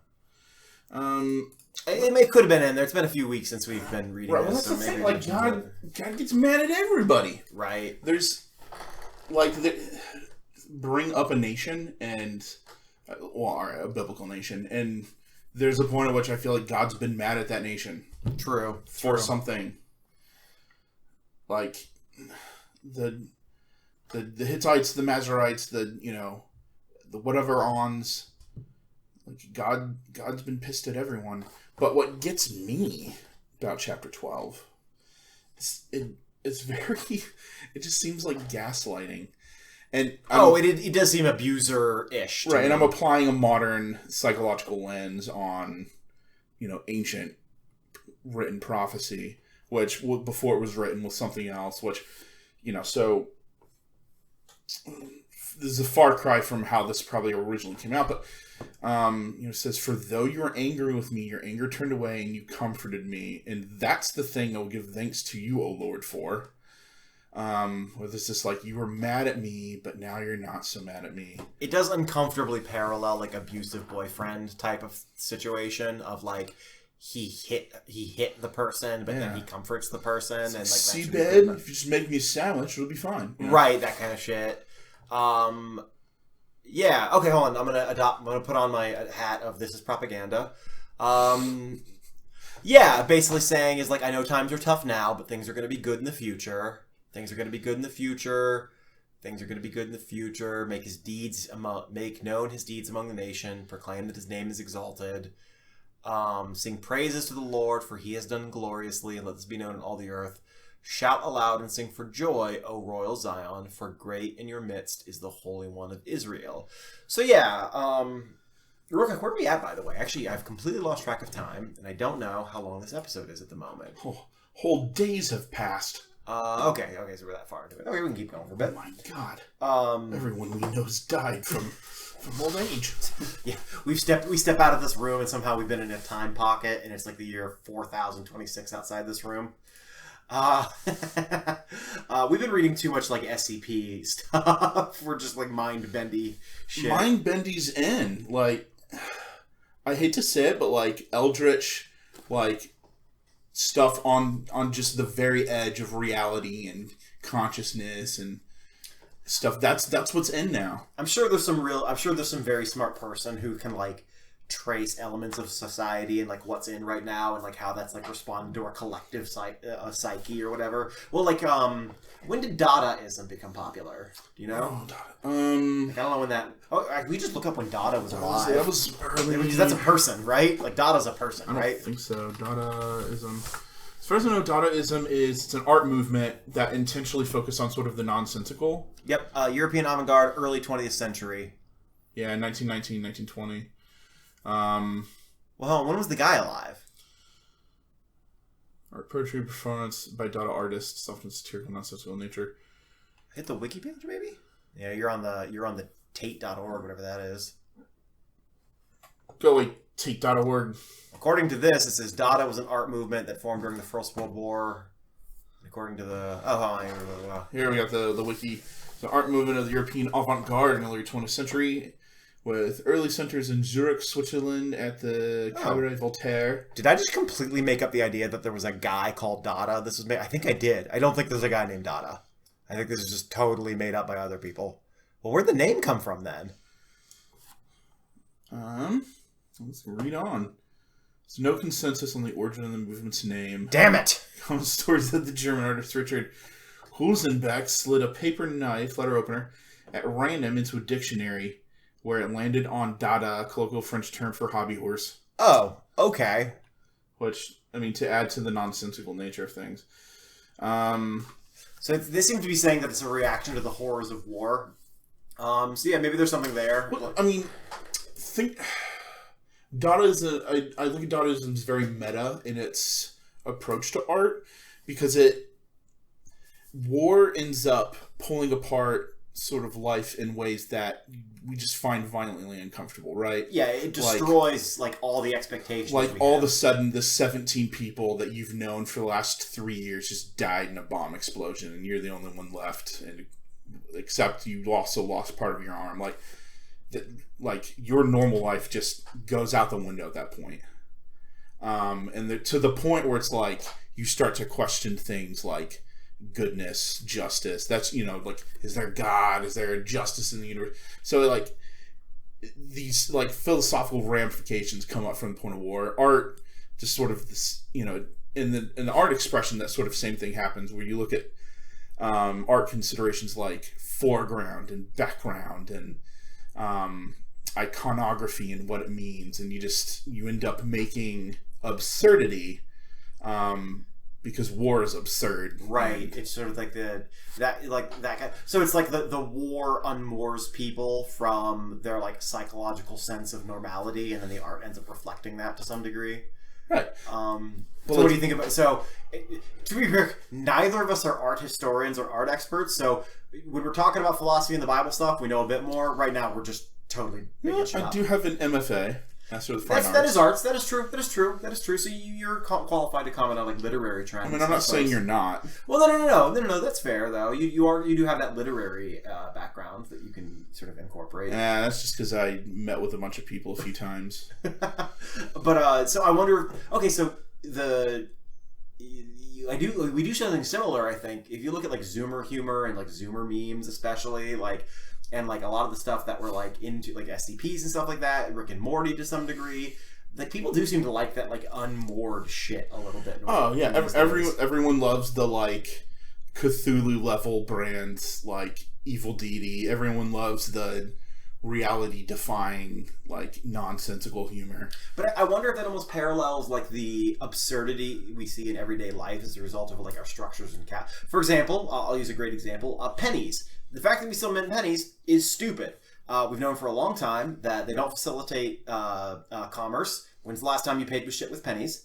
Like honestly, when's the last time you spent a penny? It was probably the like give a penny take a penny thing at like a gas station. Okay, but like I'm talking to like you already had a penny and you spent it. Couldn't tell you. Right. No, so do you know why we still mint pennies? Answer. Bills have come up a couple times, but the metal industries that provide the metals to the government basically made big campaign donations to some senators who killed the bill off. That's absurd. That's stupid. It is crazy that we are still minting pennies, and it's just the fact that like business interests can influence that, and now we do this thing that is dumb. That's a tiny bit of madness that is just incorporated into our day-to-day lives. I will say, I do think inflation's just gotten to the point where... So, back in the day, when you could... There was a thing called penny candy. This is during, I want to say, Dust Bowl, Great Depression. Because there's a chapter about it in the Grapes of Wrath where someone wants to buy penny candy for their kid, and there's a touching thing where the store ends up selling it for a penny, even though it was actually like a nickel. But yeah, like if your inflation is to such a small degree that the penny itself can buy things, then it makes sense. And it's like, hey kid, here's 2 pennies. Get yourself a lollipop down the road. I'm gonna smoke indoors and paint with lead. But now that like the cheapest thing you can possibly buy costs like $1.50, it doesn't make sense to have pennies anymore. But we're surrounded by these. The nature of our society surrounds us with these like absurdities of various degrees of scale. So that's just one of them. Our healthcare is absurd. Like the fact that we spend more for worse healthcare in this country is a tiny absurdity. The fact that weed is a Schedule 1 drug, which means it's like higher than some. I think it's like weed is like scheduled higher than some like deadly drugs. It's scheduled higher than fentanyl. Is it? Fentanyl. Right. It's on the same level as heroin. Although recently Biden did tweet out that he was going to talk to some of the powers that be. But that's another absurd. We are drowning in absurdities. Oh, what got me recently was I saw a post of a news story where someone was going to commit suicide, and good news is the person did not commit suicide. But in part of being talked down, this guy said, "Don't get me an ambulance. I can't afford one." Right? Yeah. And some of them are horrifying absurdities like that, right? Where it's just like, how is this a thing? And it like breaks. It is like its own little eldritch horror, right? What's the other thing I read recently? I've seen it before too. I think it's another tweet that made its rounds on the internet. But someone asked a pediatric oncologist, so someone who deals with child cancer, what the hardest part of the job is, and they thought they would say, well, it's watching a child die. It's not. It's watching the parents do the math on how much they could afford to keep their kid in care. Yeah, and that is a brain breaking absurdity. Like, Jesus, you have to consider like to what degree you can afford to keep your children alive. So maybe that's the answer to some degree, that like art gets more absurd the more the absurdities in society become like present to a person. Well, you mentioned the like Zoomer humor. It reminds me of another meme. By the way, half my culture is memes now. That's the fate of millennials. We're just all of our inner workings are memes. Anyway, part of the inner working is like millennials are like, the world means nothing. There's no truth, and there's this sort of like agony, this romanticized despair of loss of meaning. And then Zoomers, it's like, rock on, dude. Life has no meaning. The world is meaningless. Yay, we. I try to say yay and we simultaneously. And go on. Ye. Hunt geese on all fours. Do it. Life sure, has no why meaning. Not? Who gives a fuck? Also, 1, don't do that. 2, if you do, please send in footage. But remember, don't do it. Wait, what did you say? Hunt geese on all fours? Yes. Now wait, hold on. I'm curious how you were picturing this. Are you like some millennial galloping literally on all 4 okay, limbs? so you're talking like bite a goose to death. Very terribly chasing a crowd. A gaggle, I believe, is a gaggle is of the geese, term, yeah. I believe. There's some dude who like wanted to experience what it was like to be a goat, and he built like prosthetics to let him do that. It was interesting. But I think you're onto something there, where like art and culture and humor gets more absurd. The more the absurdities of our culture are present right to us. Now it's to the point where like, so the big thing that's, I think, art, at least as far as sci-fi stories go, is like multi-dimensions, where it's like, oh, anything could happen in any of these dimensions. So you get like, and to be fair, that kind of idea has been going on for a long time. Star Trek's built on that idea, where we're going to explore the galaxy. Anything could happen. Doctor Who works on that formula. It's like, we can go to any time, any place. Anything could happen. Rick and Morty, it's like you go to any dimension where anything's possible, including a dimension where hamsters live in people's butts and command them through the butts. That's a Rick and Morty episode. That's not even the main thing in that episode. I don't remember that episode. Is it in the new season? Oh, I forget what season it is. Well, but yeah. Anyway, the point is like concepts just touching on the fringes of philosophy to the point where like meta concerns are brought in, like the literal math of physics and reality, and we're all about that now. And I wonder how much I'm entering into heavy speculation here. I wonder how much of this has to do with like you only get a sense or feeling of the absurdity if you understand that it is absurd, and to some degree that requires an understanding of like alternative possibilities. I wonder. I have a pet theory, and I might be totally full of shit here.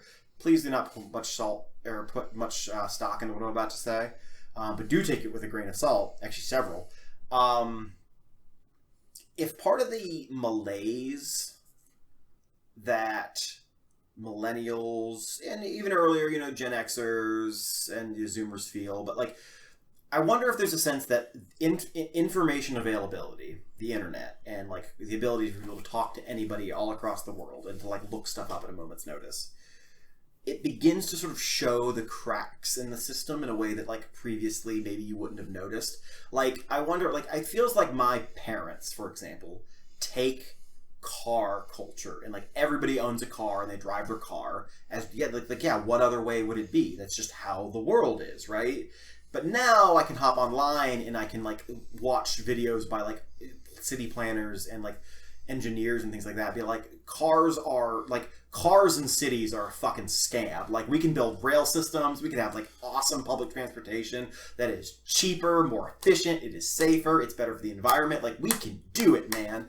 And it's like, in order to recognize car culture as absurd, you need to understand the alternatives to it. And so my pet theory is that part of like the malaise that like that younger folk feel now, millennials and Zoomers, is that like we know it could be different and it's not, and that knowledge of how things could be hurts a little bit. Oh, absolutely. Yeah. And, I mean, so it follows the simple idea that like ignorance is bliss. We're no longer ignorant of what could be. Yeah. It's like it feels like sometimes like a better world is like it's like a pane of glass thickness away, and like I'm pressing my face up against it, and I'm like, dear God in heaven, can we just not do what we're doing and do something better? And it turns out the answer is no, most of the time, for some reason. To bring us back full circle, the thing is, like, so with the cars thing, in order, let's look at a big city, Chicago, say. In order to redesign Chicago without cars, there's got to be so many people who'd be willing to live without the car. Because, I mean, why are there roads, everywhere in these big cities? Well, it's because everyone has these cars and need to get places. Now, granted, there's public transportation like buses and subways and such, but the freedom to go, like, when you have a car, you have more freedom inherently, which is, now, I don't have to qualify this. What I mean is, you have more freedom to go to specific locations with just a car. So I can drive to a store. I can drive to a Walmart, Giant Eagle, whatever. With public transportation, you'd be dropped off at a place, and then you walk to the store. You walk to someplace. Now, we can redesign things to where you don't have to get on a bus to go to the store at all. You can just walk down the street.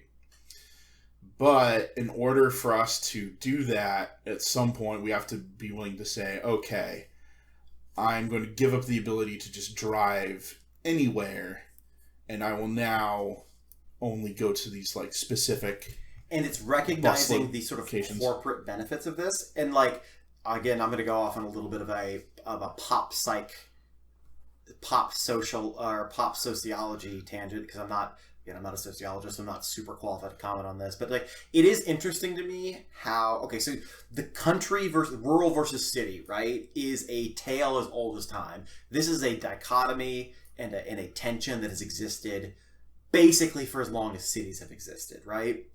And in a weird way, in my this is a bit perhaps loosey goosey of me, but like I almost you can almost like track the like conservative versus liberal psychology onto the psychology of rural and cities in some sense. What I mean by this is cities, by their nature, are cooperative, require planning, require rules, require administration. A city cannot function if you gotta get a sewer system and running water and electricity and building codes. It is a system that requires organization, right? Indeed. On the other hand, I mean, just think of like the sort of like background notion of a train or a subway versus a car. What does the car represent?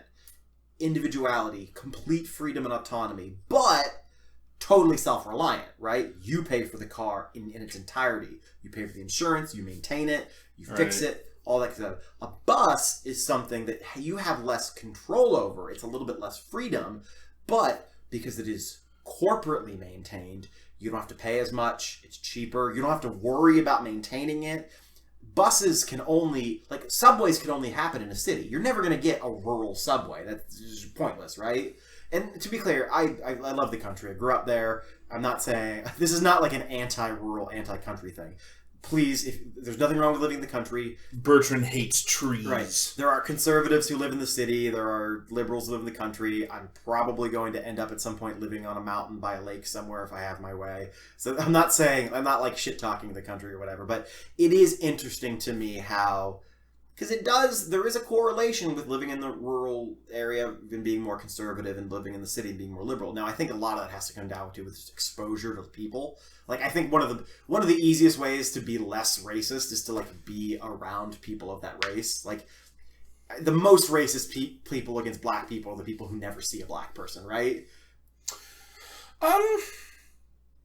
Do you think I'm wrong about that? Maybe I'm wrong. Well, I mean, how many slave owners were around black people? Well, but that's sure. Okay, how many slavers were around black people? Let me amend my statement. Living amongst a people as equals and like living and working side by side together. That's I think a bit more what I meant. Like, it's hard to be racist, I think, to a black guy if you're working shoulder to shoulder with him. True. Now, that's not impossible, and of course there are plenty of people who would be racist no matter what and all this kind of shit. But I do think that just exposure to a lot of different kinds of people from a lot of different walks of life with a lot of different thoughts and ideologies, I think that does contribute to a more liberal political position. Do you think that's fair to say? I do, if only because I think a lot of racism involves strawman arguments that take place within the mind. You know, it's sort of like, what about black on black crime kind of thing. But when you live amongst the people, you realize like, oh, all of these negative things are, well, they're negative things humans do, but they're negative things all humans do. I've been extending this negative behavior to the entire people group when it's only ever been true of probably the same percentage of people it's ever been true of in societies. And what are their exposures, right? If you're watching the news and you're just getting like because you're watching Fox News or whatever, and you're just getting, or like Breitbart or wherever, who like literally it's just like, let's find a black person who committed a crime for like black criminal of the day, you know, that kind of shit. Oh, yeah. If that's all you're seeing, that's going to affect that, you know? You're not seeing the like just normal like people living their lives doing normal people shit, right? Yeah, I think there was a Last Week Tonight episode I watched recently with John Oliver where it was on criminal stories and how even though the like number of black people to white people being arrested is about like 50-50, black people crimes reported as like 3/4 of all crimes, and white crimes only like 1/4 of the crime presented. No, yeah, 100%. And it's there's something else I wanted to say that kind of paralleled that. Oh, and what's weird is like there are other. It's like a self-reinforcing thing, right? Because if the criminal justice system, actually, I'm saying if it does, the criminal justice, white people and black people statistically do drugs like illegal drugs, basically equivalent rates. Like just people tend to love drugs, but black people get arrested and convicted far more higher rates, right? But that like creates a perception of black criminality, right? If they're getting arrested more and they're getting convicted more, that creates the public perception that they commit more crimes, which then contributes to negative views on them, which then creates tough on crime perspectives, creates the drug war, creates more opportunities for crime, puts more black men in prison, yada yada yada yada. It's a vicious cycle. Yeah, it's enough to break your brain. Confirmation bias fuels itself. It's some fucked shit. And what ends up happening is the real tragedy is you start to view. So if you have crime being reported, it's like 3/4 of crime talked about black crime versus a fourth, which is white crime. You start to think, oh, what's exceptional for the white person is normal for the black person. So oh, of course they're addicted to heroin or something. Whereas, this white kid who we discover has a heroin addiction, it's like, oh, he's just a tragic victim of a broken medical system. Always willing to make excuses for the one. Yeah, so it can't be the case that it's people believe it's normal for the bad person, exceptional for the good person, when truly both people have the same tendency to be afflicted by something. Both white and black people have the same tendency to fall prey to a heroin addiction, for instance. And it's, it almost sort of tying this back into our document today. They mention, destroy the righteous, destroy the wicked. Actually, this is an interesting question. I can't think of one. Let me know if I'm wrong. Can you think of anywhere in the Bible? So, we're talking Christian New Testament and then the Tanakh, and then also maybe the Deuterocanonical books, which I'm less familiar with. Is there anywhere in there where time is spent asking why someone is evil or wicked or does a bad thing? I'm trying to think. Is there any time where there's someone who's wicked and they comment on how that came to be the case? Well, there is Paul's vessels prepared for God's wrath kind of thing. Okay. So, but even that, I'm talking more in like a lived sense, not just like a theological sense, but like in a what happened in their life to make them this way sense. Why is a bad person bad? Yeah. Is there anywhere in the Bible that does that? I know I guess it's not any length of time, but there is a point in it might be a psalm. Someone says, though the thief be captured or something like that, though the thief be captured, they only meant to steal bread for themselves, or so there's this small acknowledgement that people will steal just to take care of themselves, but it's still theft. And is it fair to say that the Bible is not overwhelmingly curious about why people do bad stuff? I feel like that's fair to say. Well, see, I think the Bible's not curious. That's my point. That's what I said. Is it fair to say the Bible is very uncurious about why people do bad things? Right. Well, there's a lot that the Bible assumes, which a lot of the assumptions have since been exposed in modern society, or since the Enlightenment, we'll say.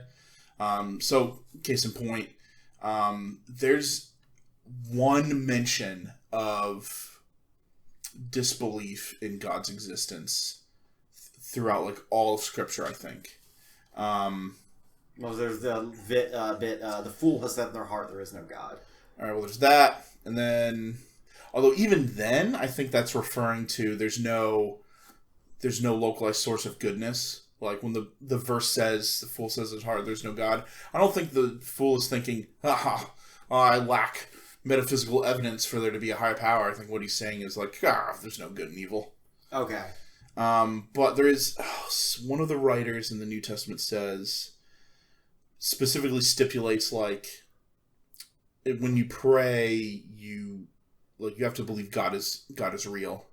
Huh? I can't remember the bit that you're referring to. I'm sorry. Might be Timothy, it might be James, I don't know. But that, like, so there's this assumption God exists, and there's only, like, the briefest of verses that brings up the topic of God not existing, per se. And to be fair, I suppose... Sorry, I didn't want to run off. I was done with the thought. Well, to be fair to, I suppose, to be fair to the text, to be fair to the Bible, I will say there is a sense in which it's a... I don't know. There's a question of, like, how worth it would have been for how much worth they would have gotten out of asking those questions. Because is there anything they could have even done about it? Because, like, nowadays with the technology we have and the social organization we have, we can, like, deliberately construct and alter society in ways to bring about positive results. Like, we now have the power to be like, oh, we're gonna, like, change our K through 12 curriculum, or, like, we're gonna offer universal health care. But, like, it's ancient Israel here. Like, there's not, like, what are they gonna do to improve society to bring about better outcomes? Like, how would you even, like, what would that look like? They got people living in, like, villages and shit with, like, they don't see someone out without their, like, people live and die in their village and never go more than, like, 6 miles from it. Like, how, what are we going to do to improve this, right? So in some sense, there's that question of, like, what could they have done about it?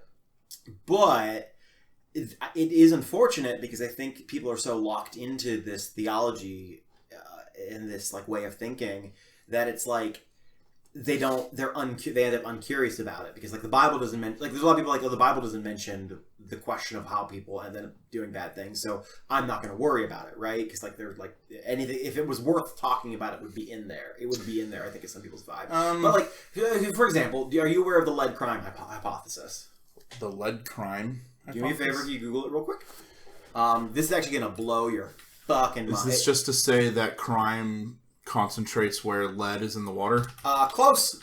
Pull up the wiki article for it. Down. Up. Right there. So this is going to blow your fucking mind. The lead crime hypothesis is a research area that involves a study of the correlation between elevated blood levels in children and increased rates of crime, delinquency, and recidivism in life. Lead is widely understood to be highly toxic, yada, yada, yada. Proponents of the lead hypothesis argue that the removal of lead additives from motor fuel and the consequent decline in children's lead exposure explains the fall in crime rates in the United States beginning in the 1990s.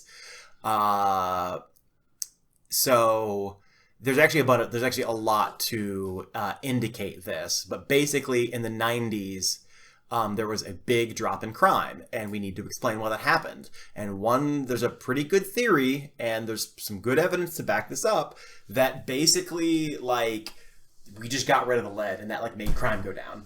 So, like, that's something we only know now, right? We need science and sociology and statistics to learn that. But, like, how crazy, like, here's the thing, that happened in the 90s. You know what that means? That means right now there are people in prison who would not be in prison if we had just gotten lead out of gasoline earlier. Like, think of that. Just if we had gotten lead out, there would be people who didn't get murdered. There would be someone who would not have been murdered if their murderer had not been exposed to lead. But then you start acting in other sociological and economic lenses. Who do you think gets the lead removed first from their houses and their environment? Rich people. Poor people are going to be the last ones to get this. So it's one of those weird things where it's like, so here's the problem is people not being thoughtful enough. So people mention, I think, did you mention black crime rates earlier? Yeah, well, black on black crime. Well, I'm just going to say black crime rates. Is it true, in just a raw sense, that black people are overrepresented demographically with respect to certain crime rates? Oh, certainly. Yeah, that is true.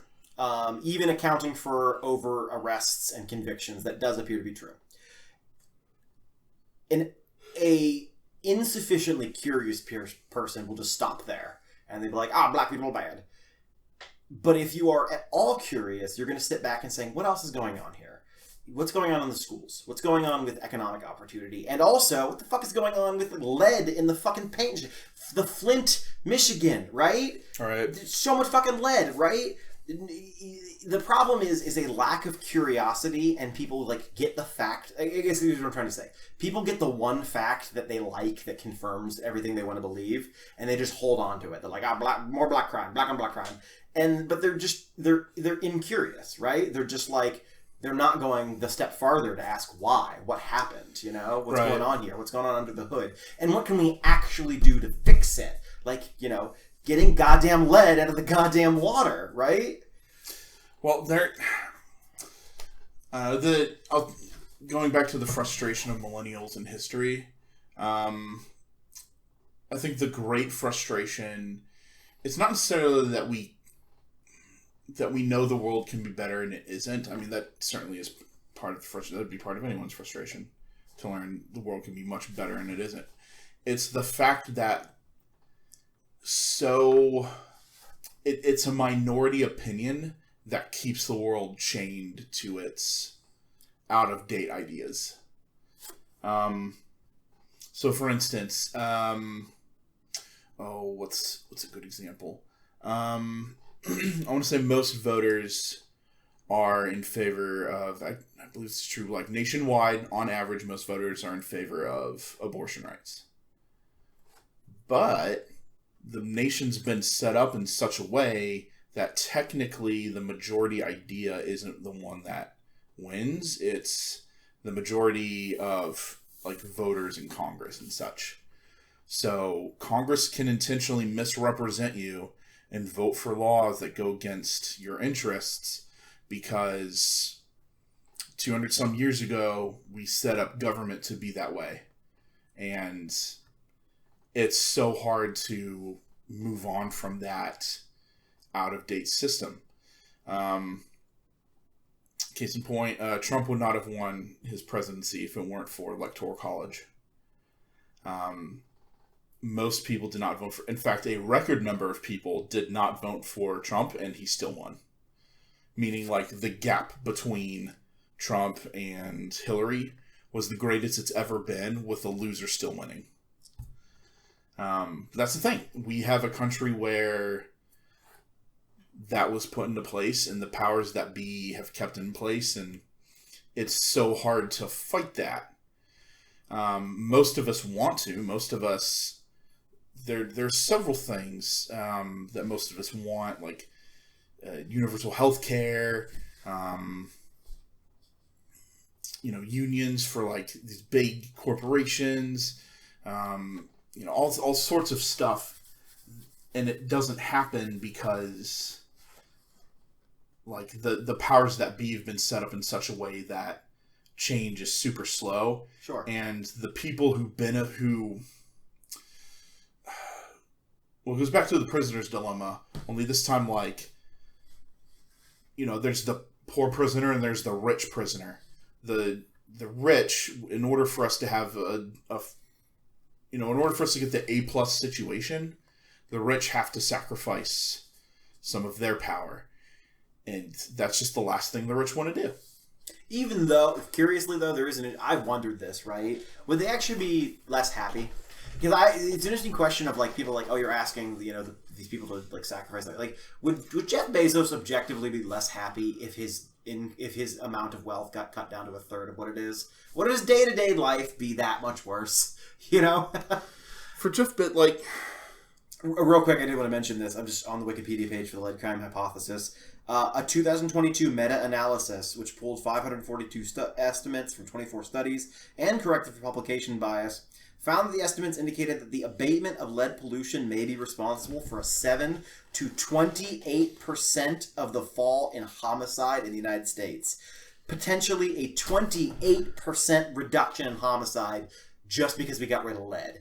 And so, the problem, here's my point, is you have people who are sitting back, and I know I already talked about this, but the lead crime thing is like one of my like big, like it sticks in my brain. It's like, there are people who are like, oh, it's because of bad parenting, and it's because of violent video games, it's because of this, it's because of D&D, it's because of the rap music, it's because of lead! It's goddamn lead! And maybe, I don't know, I'm not saying maybe, I don't know, I'm not an expert, maybe media does have an effect on violence, maybe, I'm sure media has an effect on violence, I'm sure bad parenting has an effect on violence, I'm sure absent fathers has an effect on crime or whatever, but it really does look like lead is kind of like where we need to be like sticking our... that's where we need to kind of be focusing on. The thing about it for me is so complicated. A consequence as like increased crime rate is solely responsible not solely, but so much of it comes from a single element. Oh yeah. And I'm not saying it's all down to lead. Obviously, there are a bunch of other issues. Obviously, I'm sure media has an effect on crime. I'm sure parenting has an effect on crime.